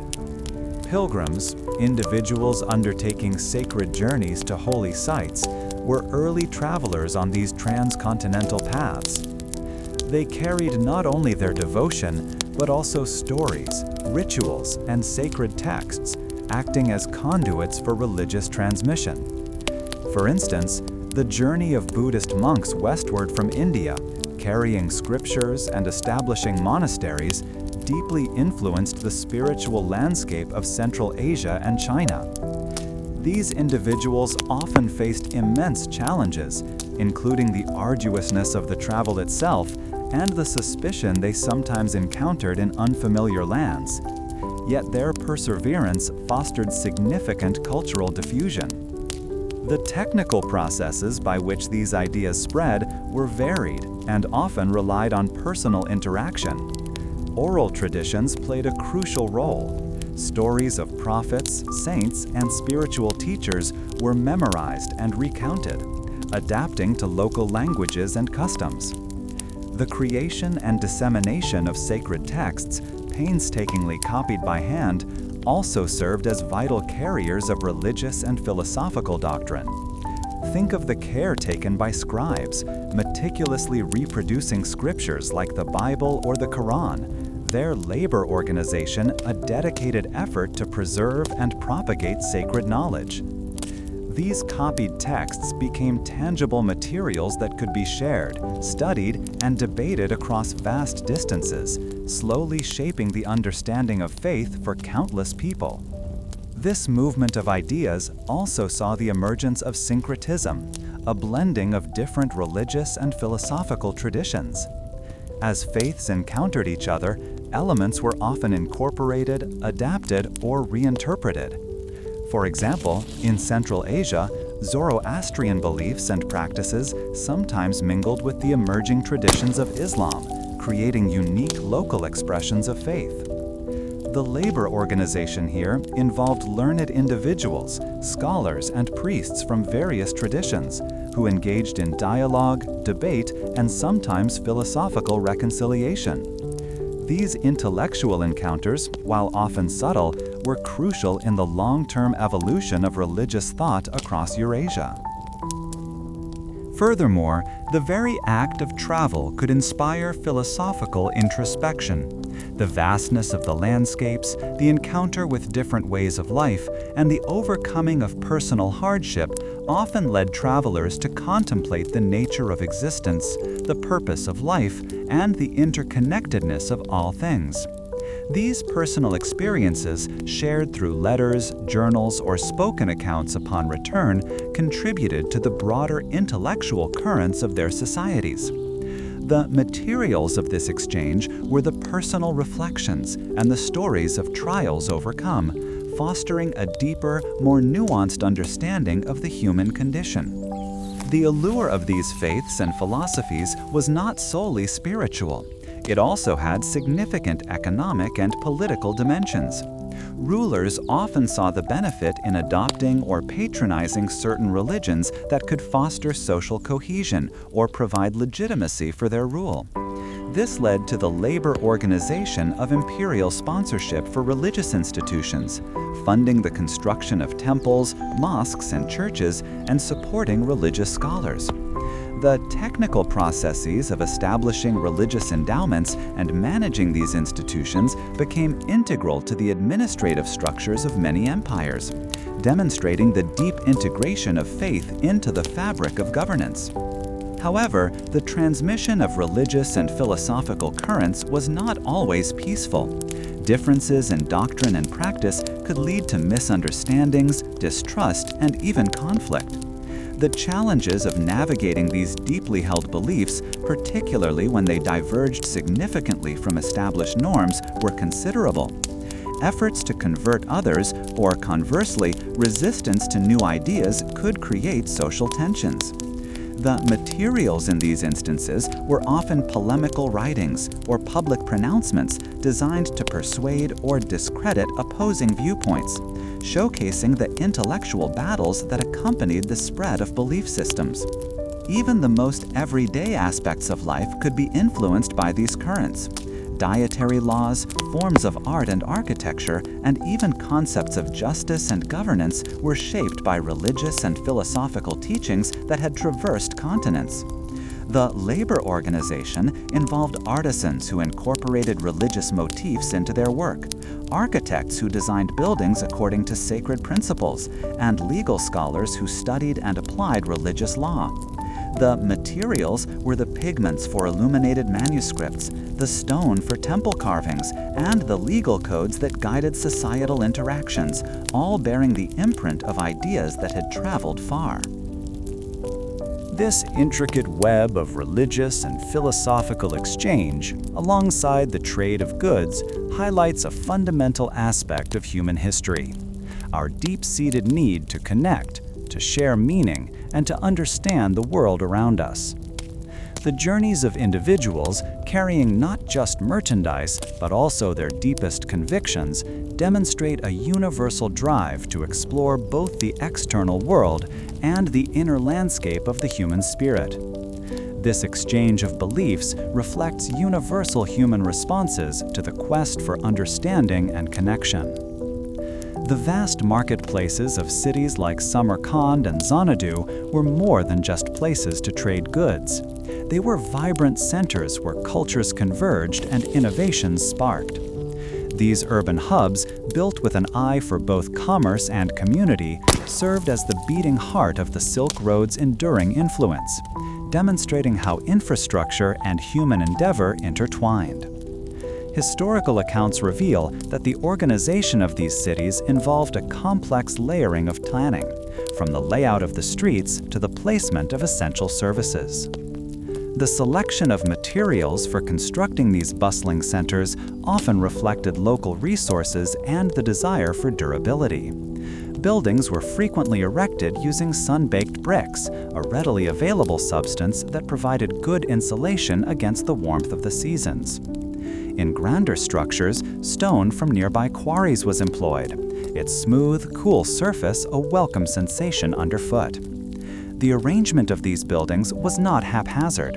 Rather, it followed deliberate patterns designed to facilitate movement and commerce, with wide avenues leading to central squares where activity was most intense. The technical processes for supplying these cities with necessities were intricate, requiring careful coordination. Water, essential for both people and animals, was often brought in through a network of carefully constructed channels or drawn from deep wells, a feat of engineering for its time.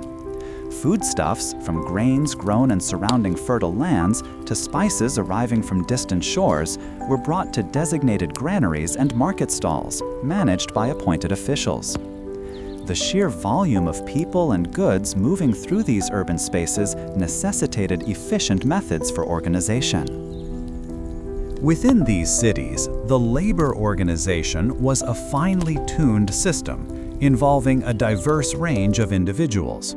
Merchants, of course, formed the backbone, but their activities were supported by a multitude of others. Skilled artisans, such as potters and weavers, set up workshops to create goods for local sale and for the caravans. Laborers were employed to unload and transport goods, manage animal stables, and maintain the city's infrastructure, their efforts crucial to the smooth functioning of the urban environment. One notable aspect of these urban centers was the development of caravanserai, which were essentially fortified inns designed to provide lodging and security for travelers and their animals. These structures were typically built around a central courtyard, offering protection from the elements and from potential threats.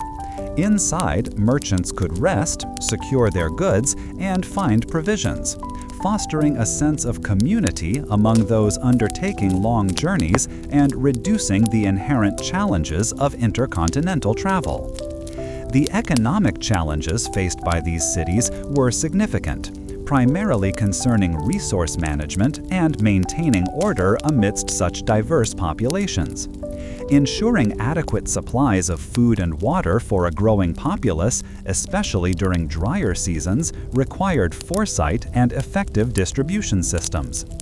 Disputes among merchants from different lands, often arising from differences in customs or business practices, also needed to be resolved, necessitating established methods for mediation and justice. The sheer scale of these urban metropolises often meant that personal connections played a vital role. While imperial decrees set broad guidelines, the day-to-day functioning relied on trusted relationships between city administrators, merchant guilds, and even the ordinary citizens who kept the city running.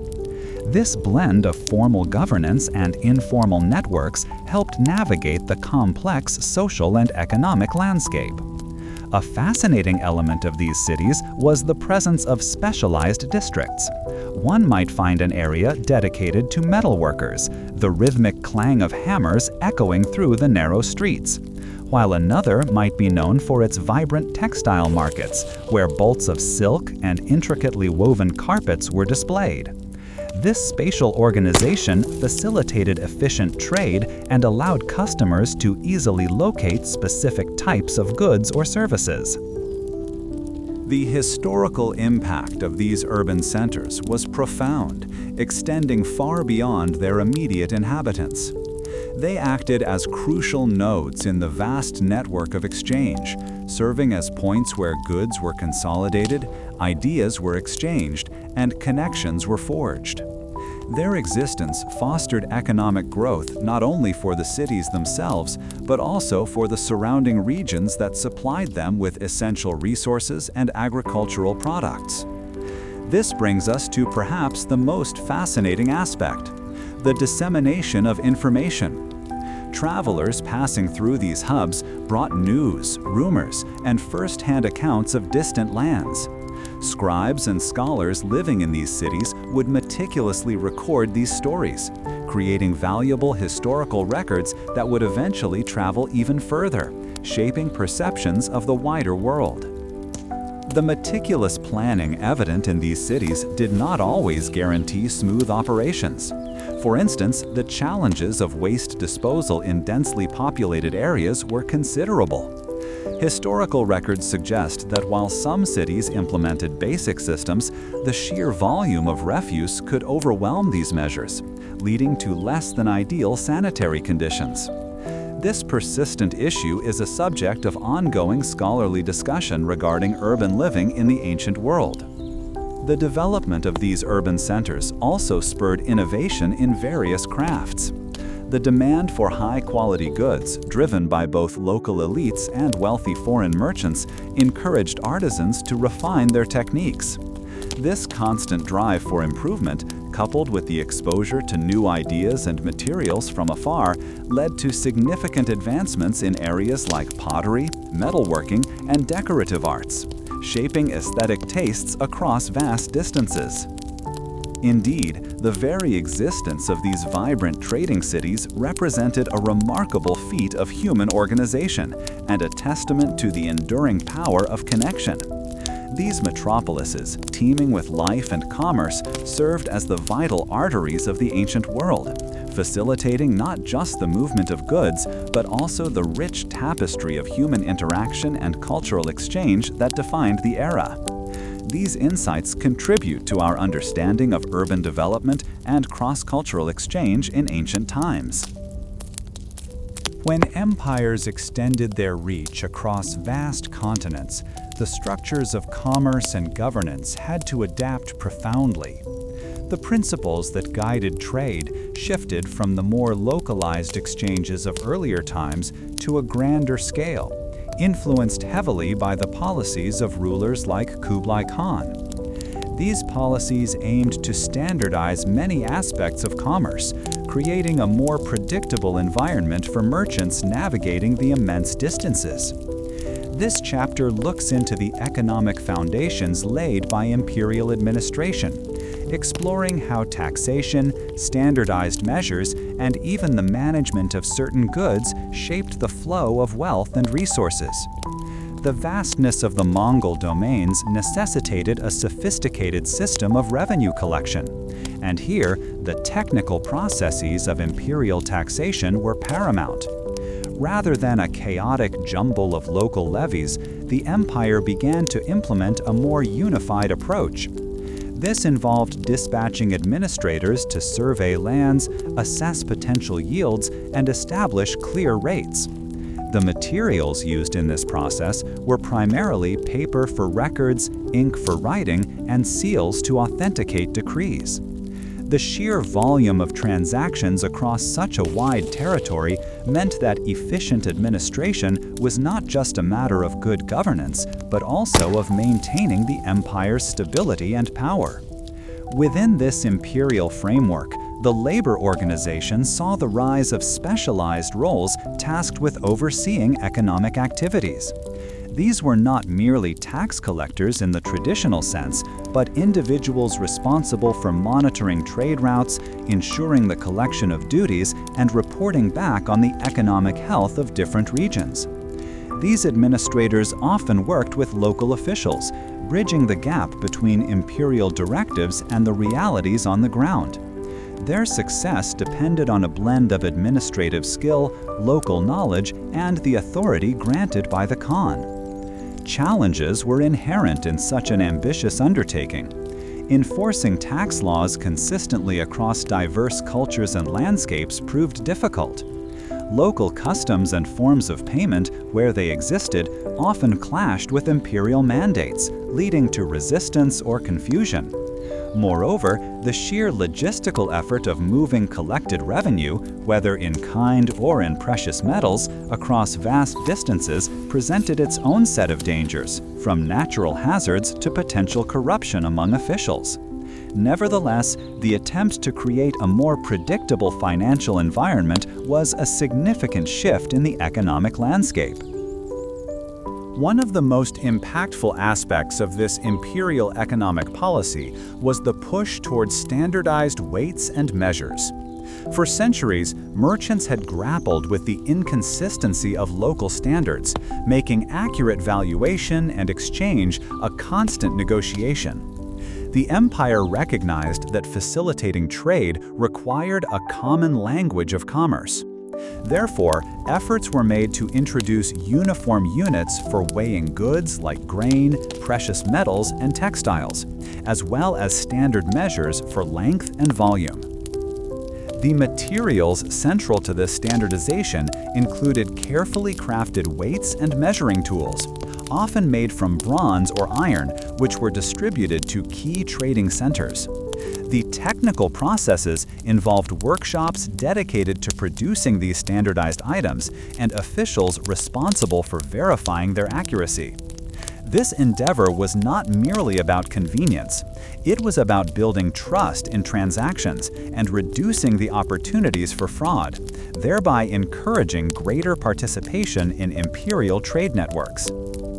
The labor organization tasked with implementing these standards involved artisans who created the tools, clerks who recorded their use, and overseers who ensured compliance. These individuals played a vital role in translating imperial policy into practical application within the bustling marketplaces. Their work aimed to create a level playing field where merchants could conduct business with a greater degree of certainty regarding the value and quantity of goods exchanged.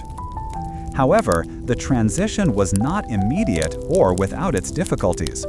Integrating these new standards into established local practices required significant effort and persuasion.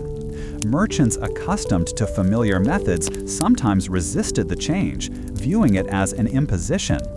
The challenges lay in overcoming ingrained habits and demonstrating the tangible benefits of uniformity. Ensuring that these standardized tools were accessible and that the understanding of their use spread widely was a continuous process. Beyond weights and measures, imperial policy also extended to managing certain key commodities, sometimes through monopolies or controlled distribution.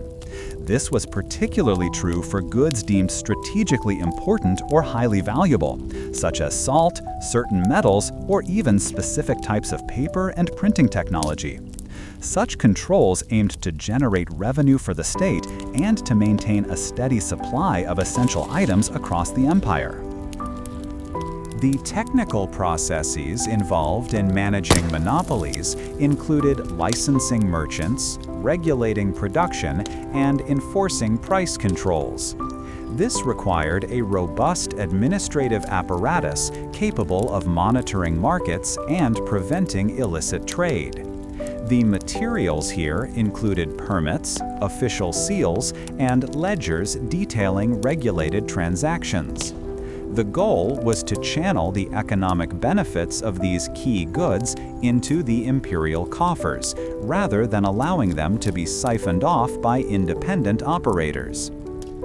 The labor organization for these controlled trades often involved individuals who were granted exclusive rights by the Khan, becoming agents of imperial policy. These favored merchants or officials were tasked with managing the supply chains, ensuring quality, and paying the stipulated revenues.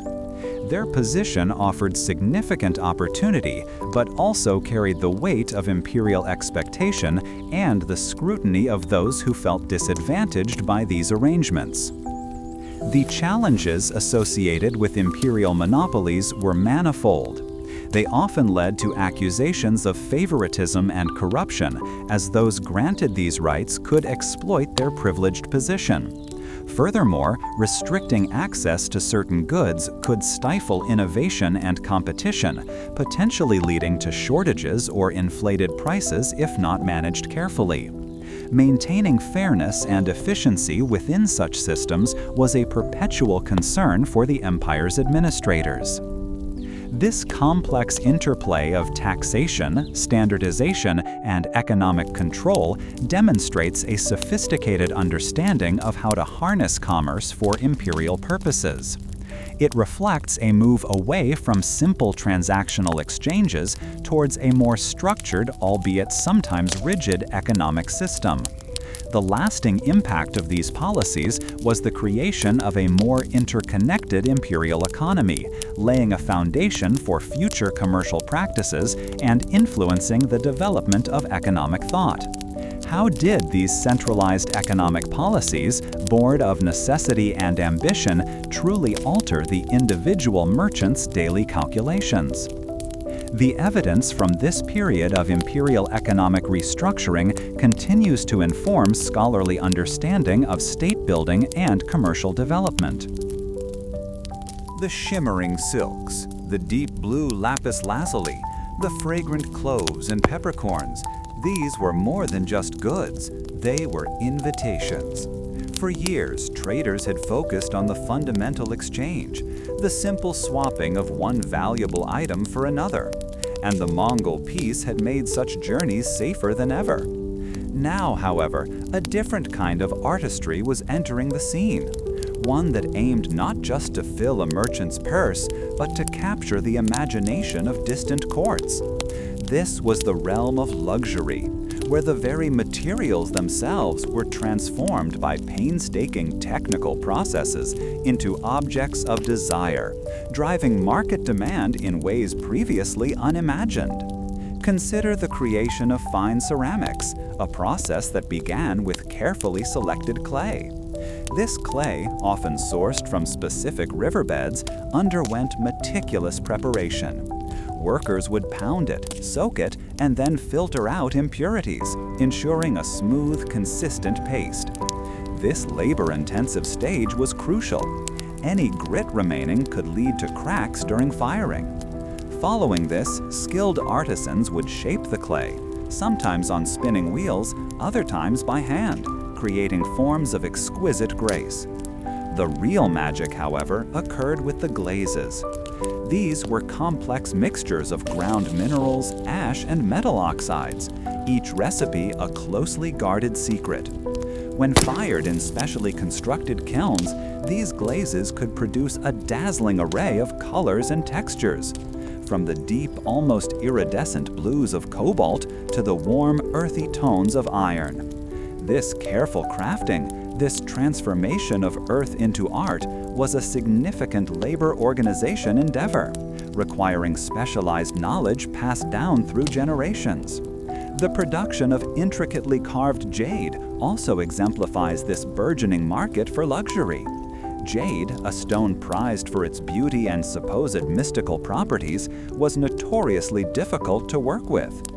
The technical processes involved grinding and polishing, using abrasive sands and simple yet effective tools. Artisans would spend months, sometimes years, carving intricate patterns into a single piece, often depicting auspicious animals, flora, or scenes from mythology.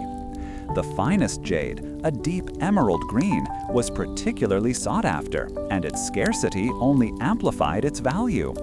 The materials required were not just the raw stone, but also the constant supply of polishing abrasives and the dedication of the craftsmen.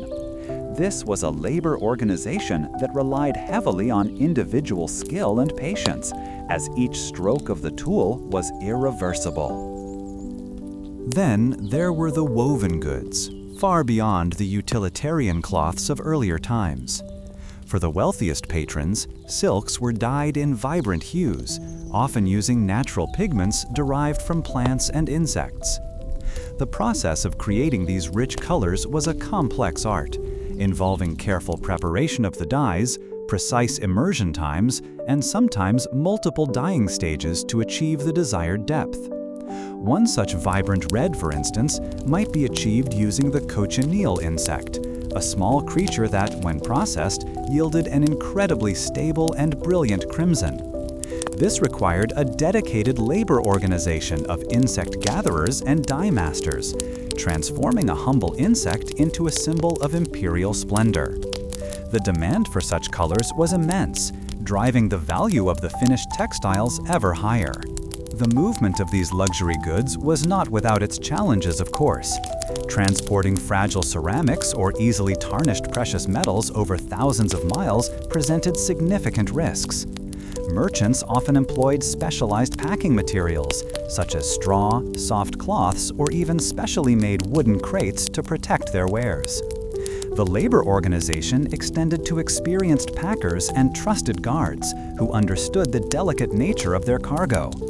A single breakage could mean the loss of substantial profit, making the journey a calculated gamble, a constant negotiation between the desire for profit and the reality of long-distance travel.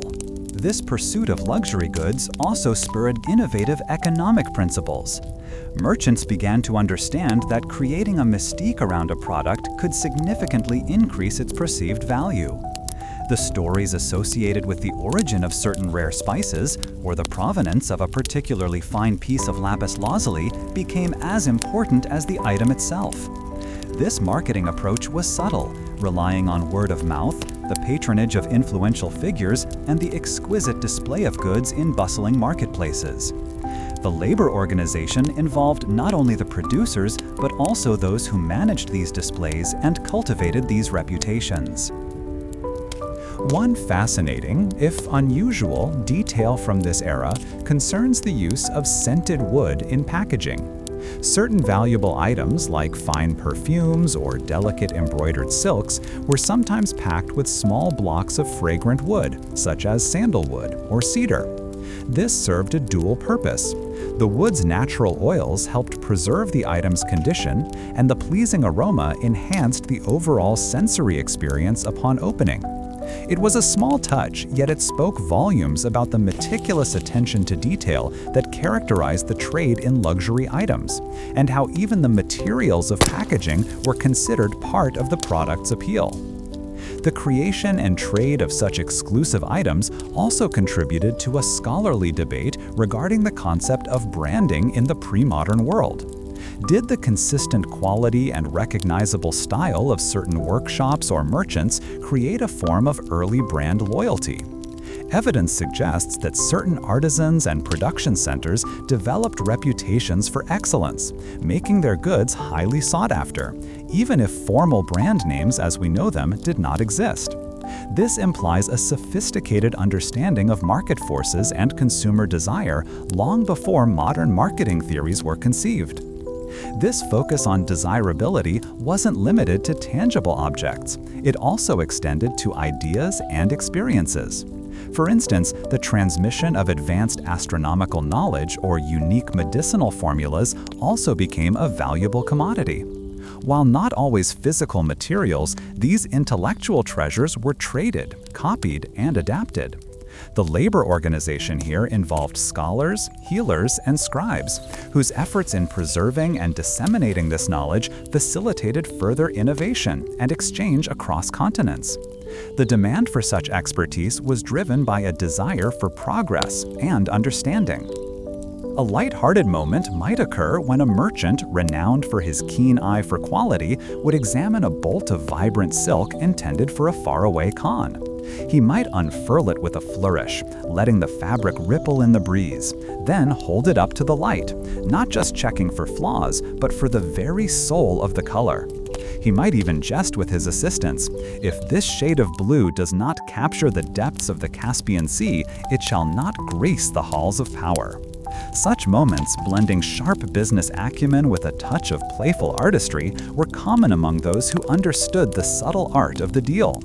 The successful sale of such items, after all, brought not only wealth, but also prestige. These crafts, these careful processes, and the resulting desire they ignited were powerful engines of connection. They demonstrated that the exchange between peoples could be about more than necessity. It could be about aspiration, beauty, and the shared appreciation of human ingenuity. The threads of these luxury goods wove a richer tapestry of interaction across the vast expanse, binding distant cultures through shared tastes and the pursuit of the exquisite. These skilled endeavors and the resulting demand illustrate how human desire has always been a catalyst for innovation and connection.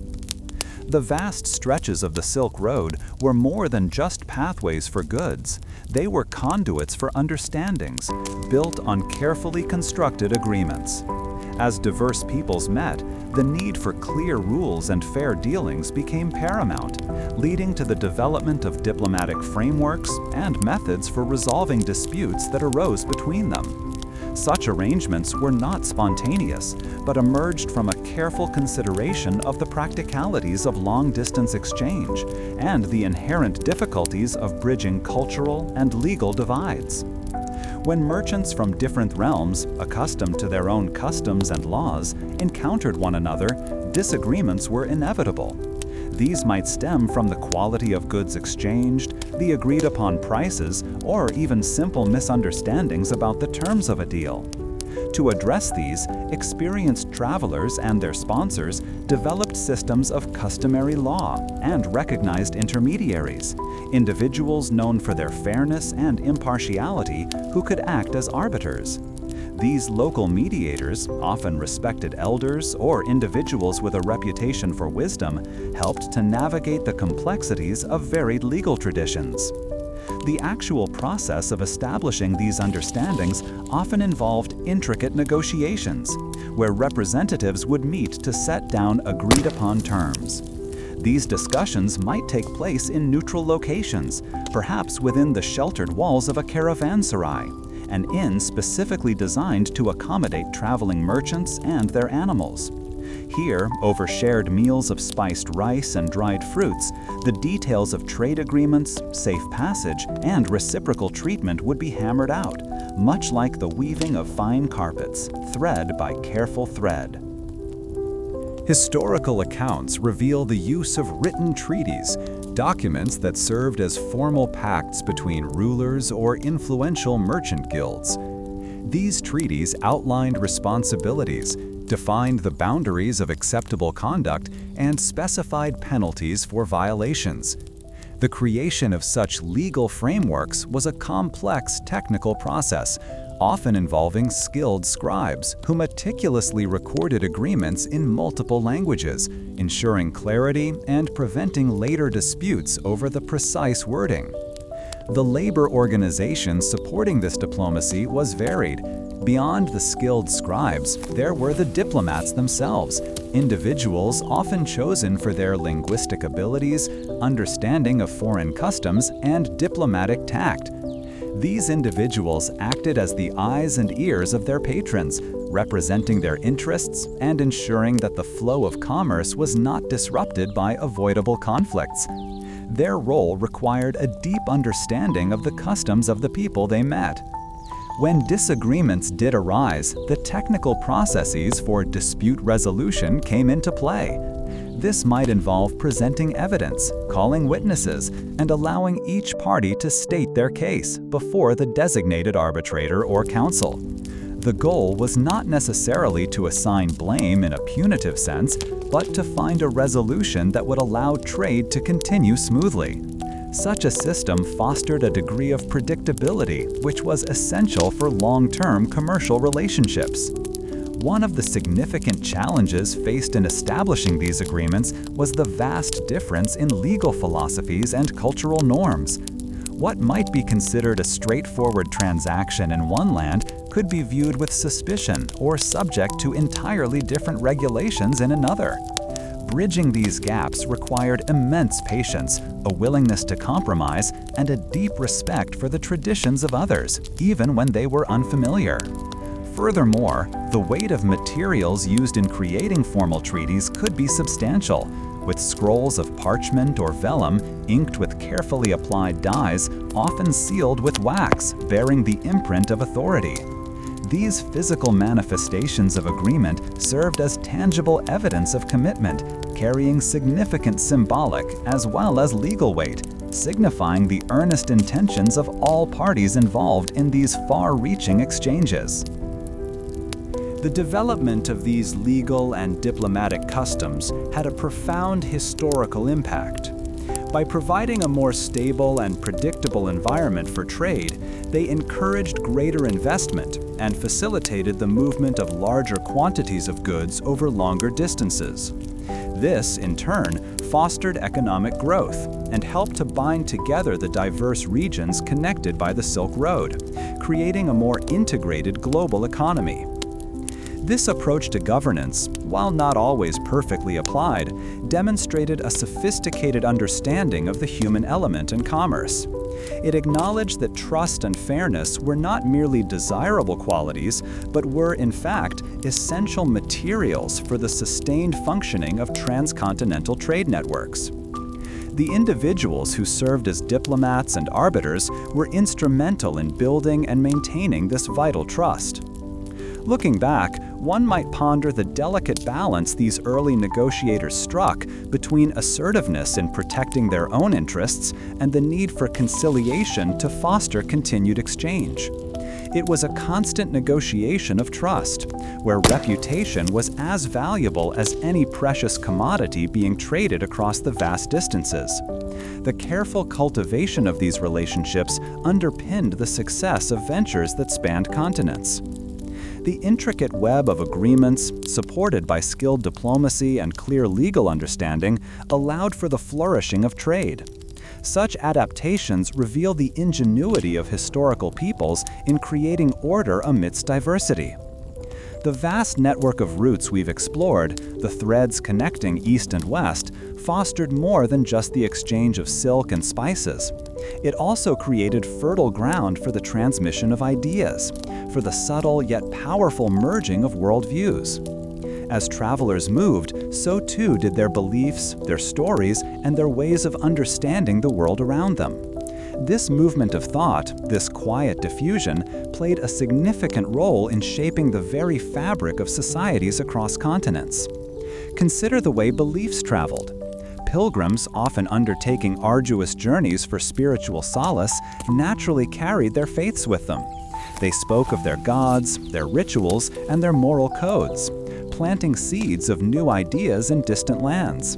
Monks, dedicated to spreading their understanding of the divine, actively sought out new audiences. Even merchants, while primarily focused on commerce, would share their spiritual practices and beliefs during long voyages. And through these interactions, a mosaic of faiths began to form, with elements often blending in fascinating ways. These exchanges were not always smooth or direct, presenting considerable challenges. The very materials of faith, such as sacred texts and religious artifacts, were often unique and not easily understood by those unfamiliar with the traditions they represented. Furthermore, the labor organization involved in spreading these beliefs was often undertaken by individuals with no formal training in missionary work. They were simply people sharing what they knew and believed to be true. This grassroots dissemination, while organic, meant that the transmission of complex theological concepts could become simplified or even misunderstood as it passed from person to person across vast distances and cultural divides.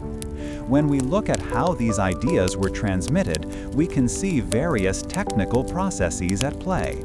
The spoken word was paramount, with stories and teachings passed down through oral traditions.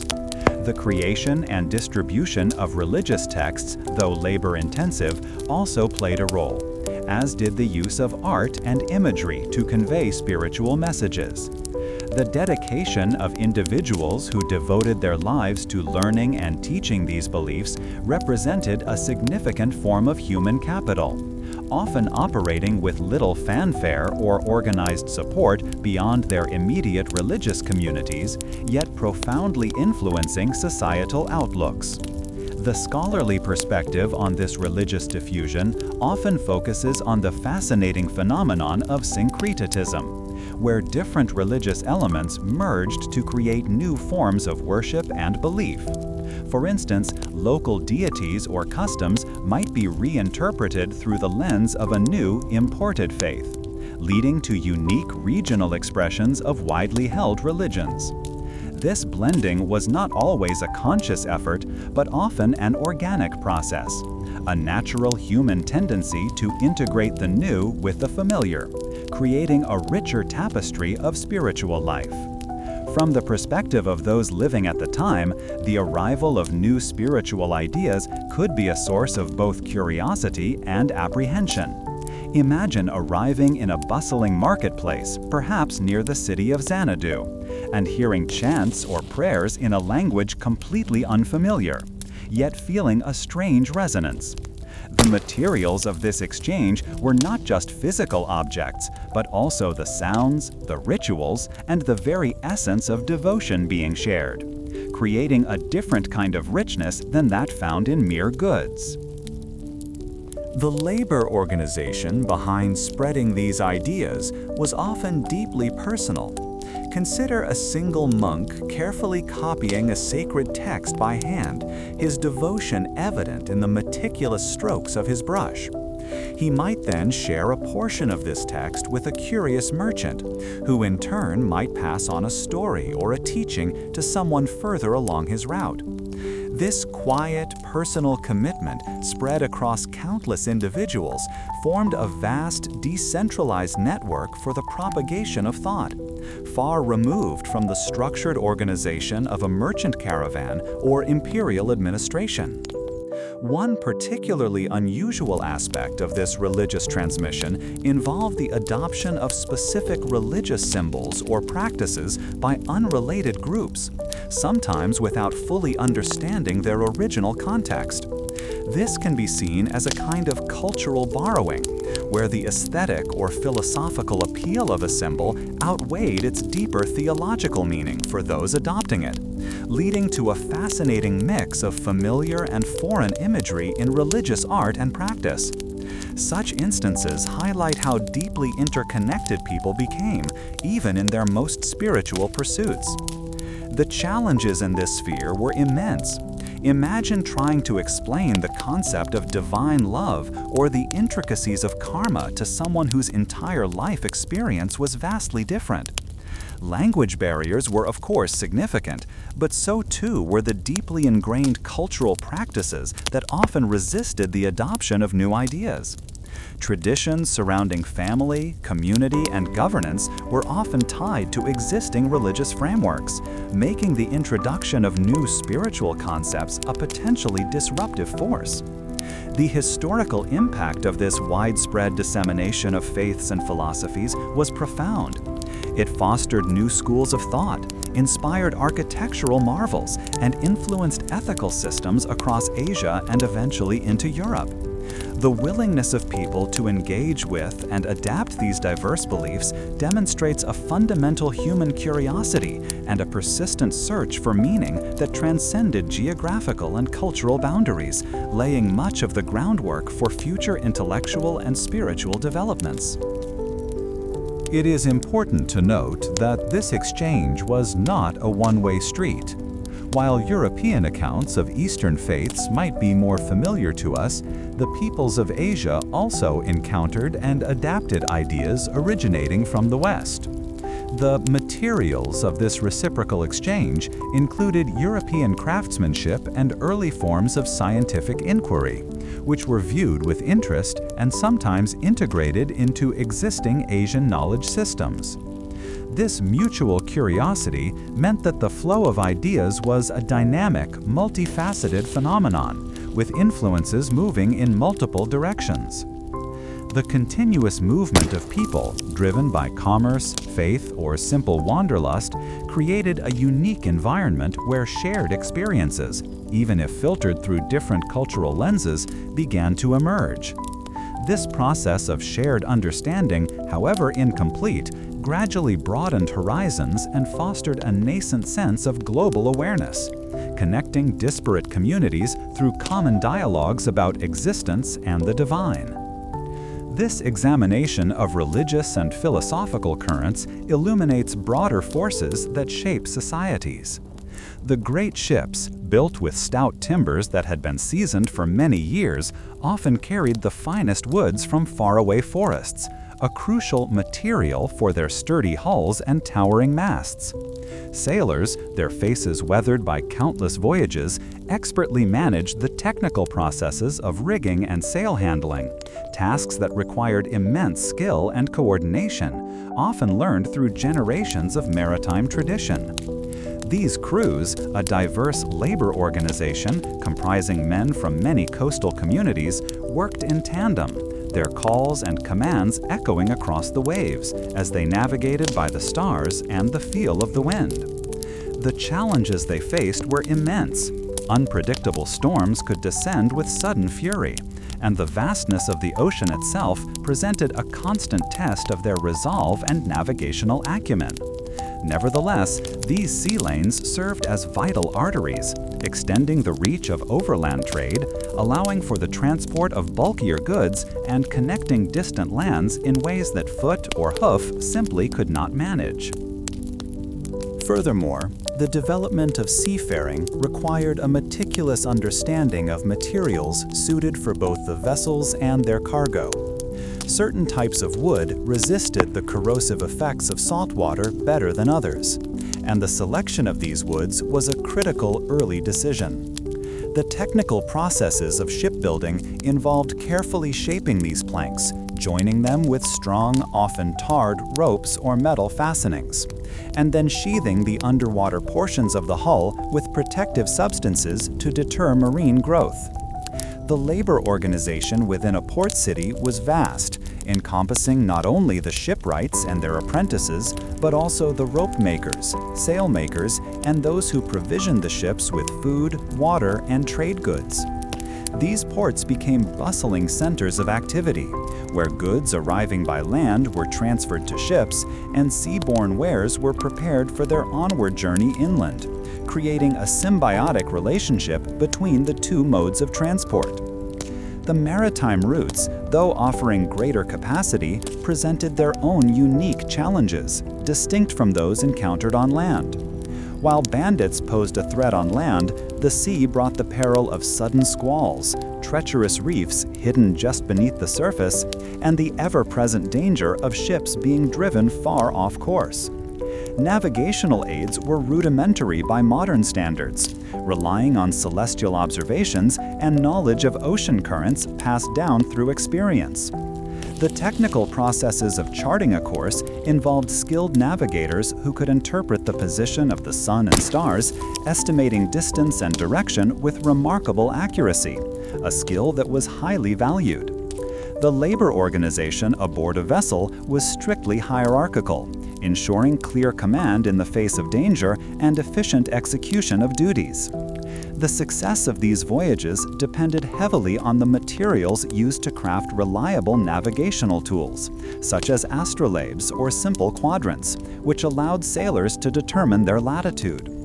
The technical processes of map-making also evolved, with cartographers attempting to represent the known world, though often with significant gaps and inaccuracies, reflecting the limited exploration of certain regions.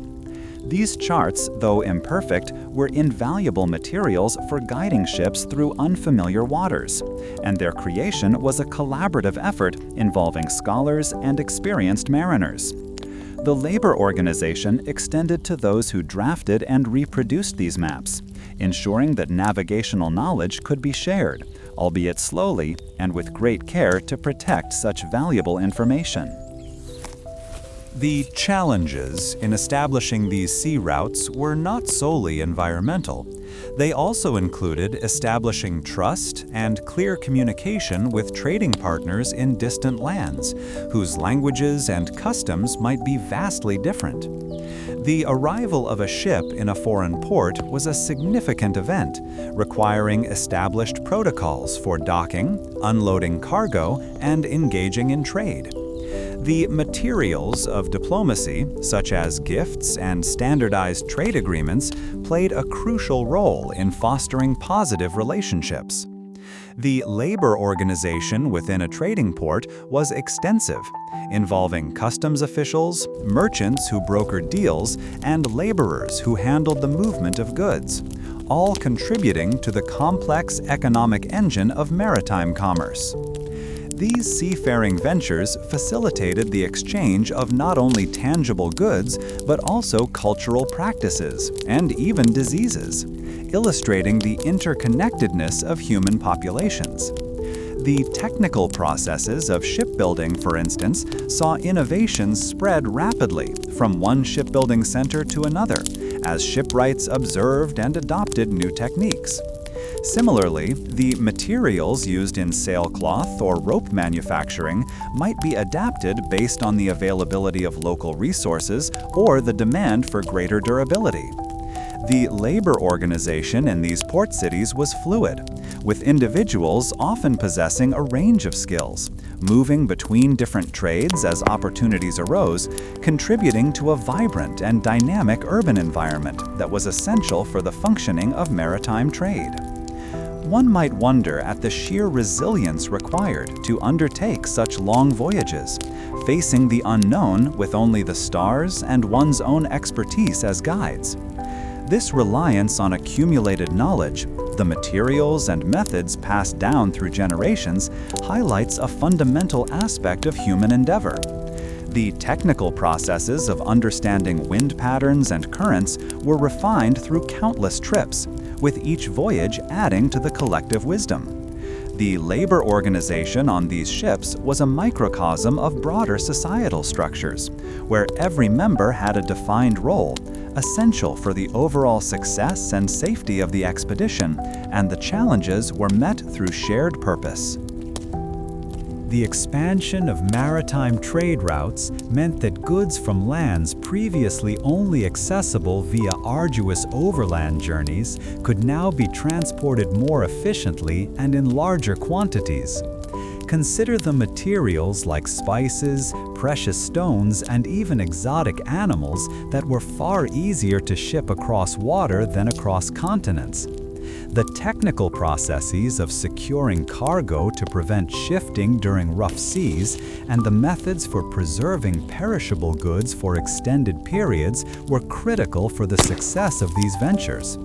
The labor organization involved specialized loaders and packers who understood how to best utilize the limited space within a ship's hold, ensuring that the most valuable and fragile items were well protected. The establishment of these routes also led to the development of more sophisticated financial instruments to manage the inherent risks and costs.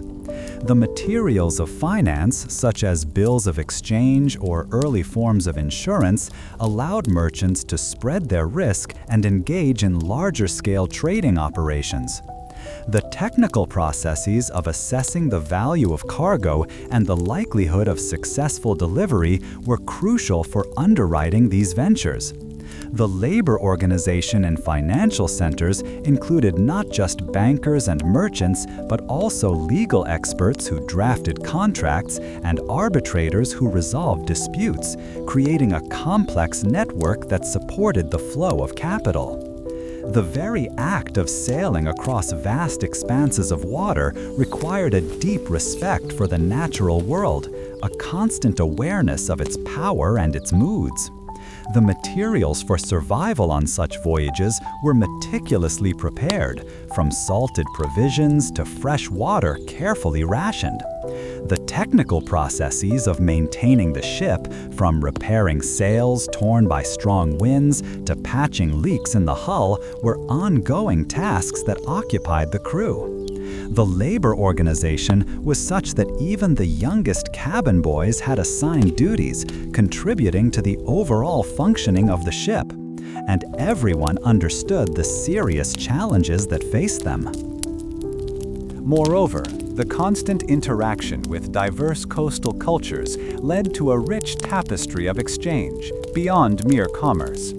The materials of art, music, and storytelling traveled among these maritime pathways, influencing artistic styles and narrative traditions in distant lands.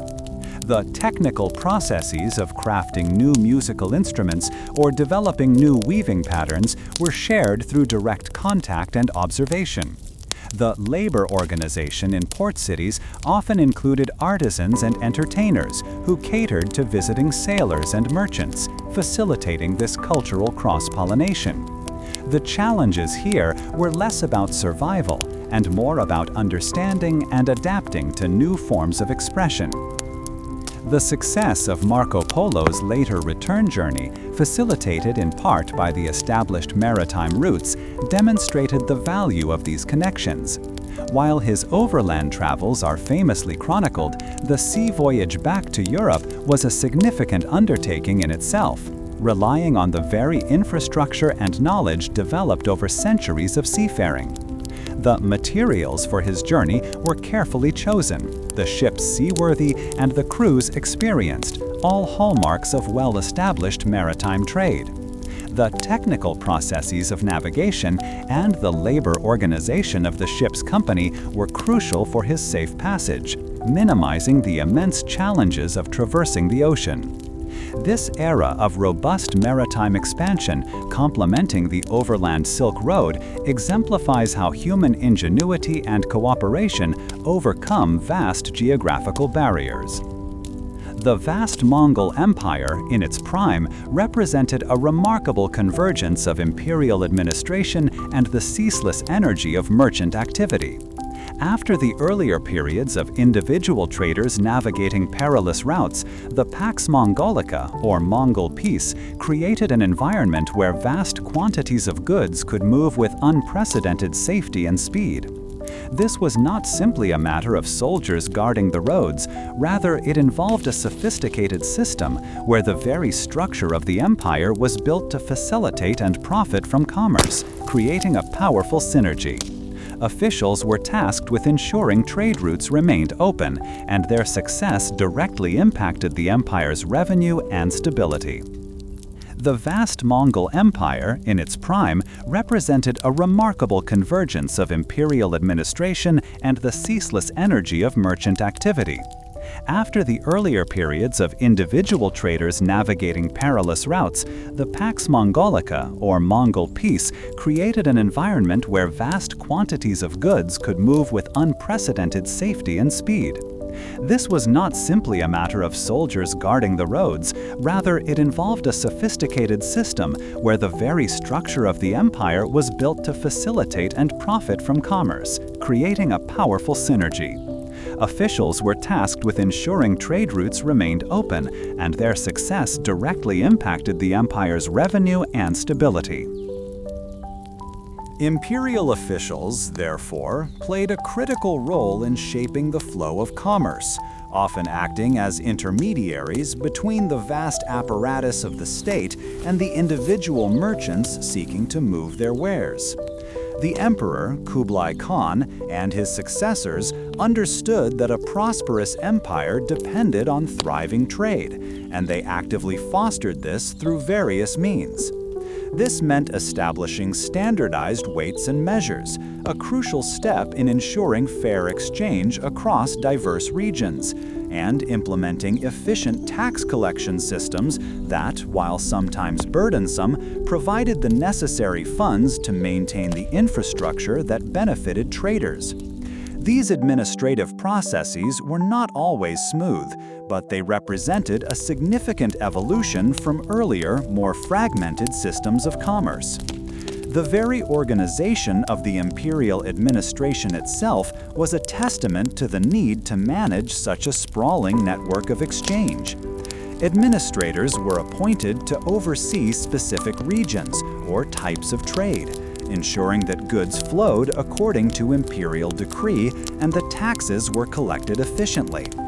The materials of this administration were the documents, the seals of authority, and the educated scribes who could record transactions and manage complex accounts.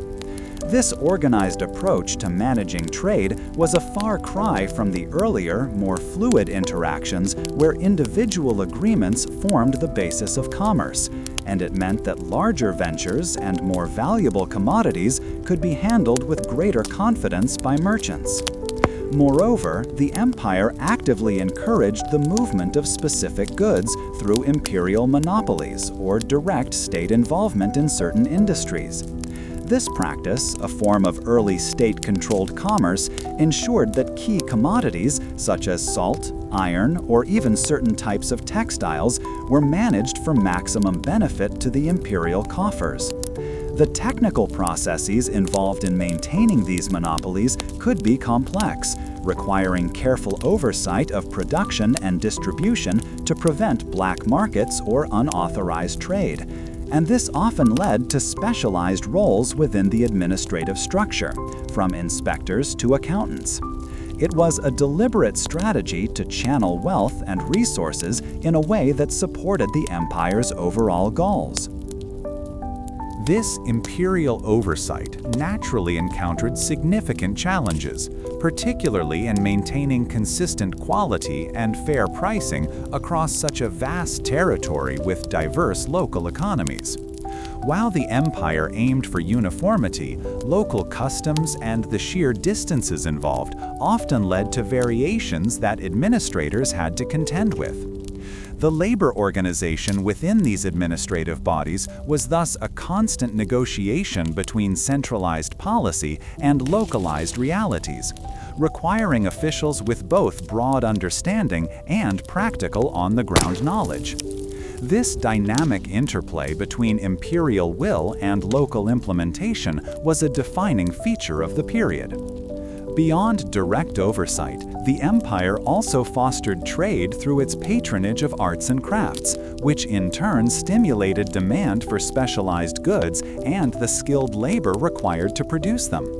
The materials of luxury goods, such as fine jade, intricate ceramics, or richly dyed silks, were often sourced from distant parts of the empire or beyond, and their successful movement required the very administrative support discussed. The labor organization involved not just the imperial officials, but also the artisans, merchants, and laborers who participated in this complex supply chain, all benefiting from the relative stability and opportunities provided by the imperial framework. It is worth noting that the relationship between imperial administration and merchant activity was not always harmonious.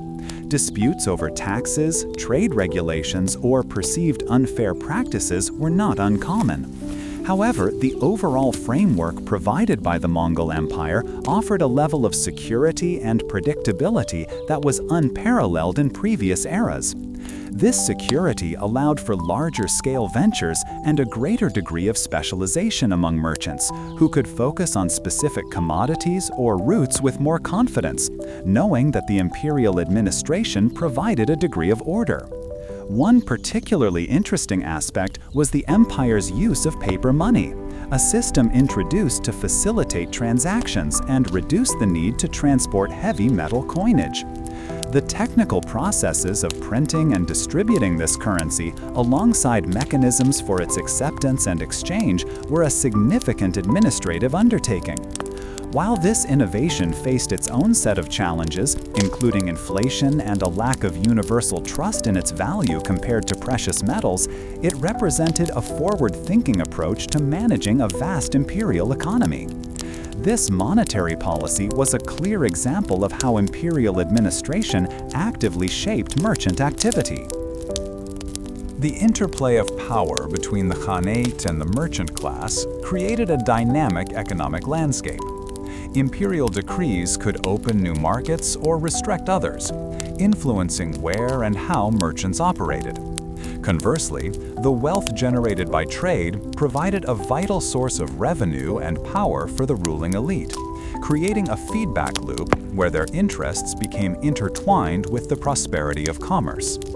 This symbiotic relationship, while not without its complexities, was a driving force behind the vast transcontinental exchange that characterized the period, with many merchants actively engaging with the administrative structures to protect and advance their interests. The imperial administration also played a role in resolving disputes between merchants, especially those involving different cultural or legal backgrounds.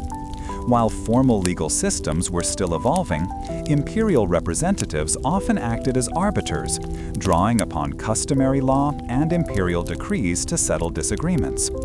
This function of dispute resolution was crucial for maintaining trust and encouraging continued commercial interaction, ensuring that grievances did not escalate into larger conflicts that could disrupt trade. This consistent engagement fostered a sense of shared endeavor, even with the inherent differences in their roles. The structured approach to trade management under the Mongol Empire provided a foundation for future commercial practices. The methods of securing trade routes, managing currency, and overseeing marketplaces were all developed and refined during this era, and many of these principles, adapted over time, still resonate in modern global commerce. The empire's success in facilitating such widespread exchange highlights the crucial role of effective governance in fostering economic prosperity and cultural diffusion, a lesson that remains relevant. These administrative structures and merchant activities, deeply interwoven, helped explain the sustained movement of goods and ideas across continents for an extended period. The echoes of distant lands, carried on the very trade winds that once propelled ships and spurred camel caravans, still resonate through the tapestry of our world. For centuries, the arteries of exchange pulsed with the lifeblood of commerce, weaving together disparate peoples and cultures. We have journeyed along these ancient paths, tracing the flow of silk and spice, the exchange of technologies, and the whispers of faiths that traversed continents. Now, as we stand at the confluence of these grand historical currents, it is time to consider the enduring impact, the subtle yet profound ways in which these connections continue to shape our present understanding of global interaction and human endeavor. The profound transformations wrought by centuries of exchange did not simply fade with the decline of empires, rather, they settled into the very foundations of societies, influencing governance, artistic expression, and the fundamental understanding of what lay beyond the horizon. This era, marked by the remarkable reach of empires like the Mongol Empire, facilitated an unprecedented movement of ideas and goods, creating a shared heritage that binds us even now.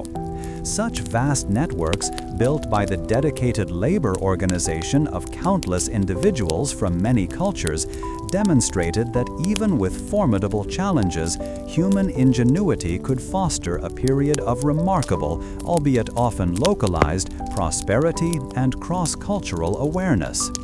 Considering this extensive history, one might ponder how the innovations and cultural borrowings of that distant past continue to inform the ways we interact and develop today. The meticulous technical processes developed for managing vast caravans, the sophisticated systems of communication, and the very concept of standardized trade routes laid the groundwork for much that we take for granted in modern logistics and global commerce. These achievements, often born from necessity and driven by the desire for profit and connection, represent a deep wellspring of human adaptability and foresight that continues to inspire and instruct. The very notion of interconnectedness, which feels so immediate in our current digital age, has ancient roots stretching back through the bustling marketplaces and diplomatic embassies of the past. The exchange of not only materials like precious metals and fine textiles, but also the more intangible elements of knowledge, religious thought, and artistic styles, created a complex web of mutual influence.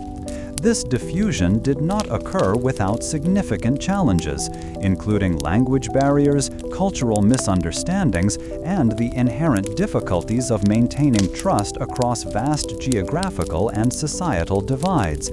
Yet its persistence is a testament to a fundamental human drive. We have witnessed the intricate workings of empires that understood the power of facilitating trade, recognizing that secure routes and standardized practices fostered stability and prosperity. The Mongol Empire, in particular, demonstrated an acute understanding of how to leverage commerce for imperial consolidation, establishing the Yam system, a sophisticated network of relay stations and riders that enabled communication and movement with remarkable efficiency. This organized infrastructure, reliant on dedicated labor organization and careful management of resources, transformed the perceived vastness of continents into a more navigable realm for merchants and officials alike. This era saw the development of urban centers that were not merely administrative hubs, but vibrant metropolises breathing with the life of trade and cultural convergence.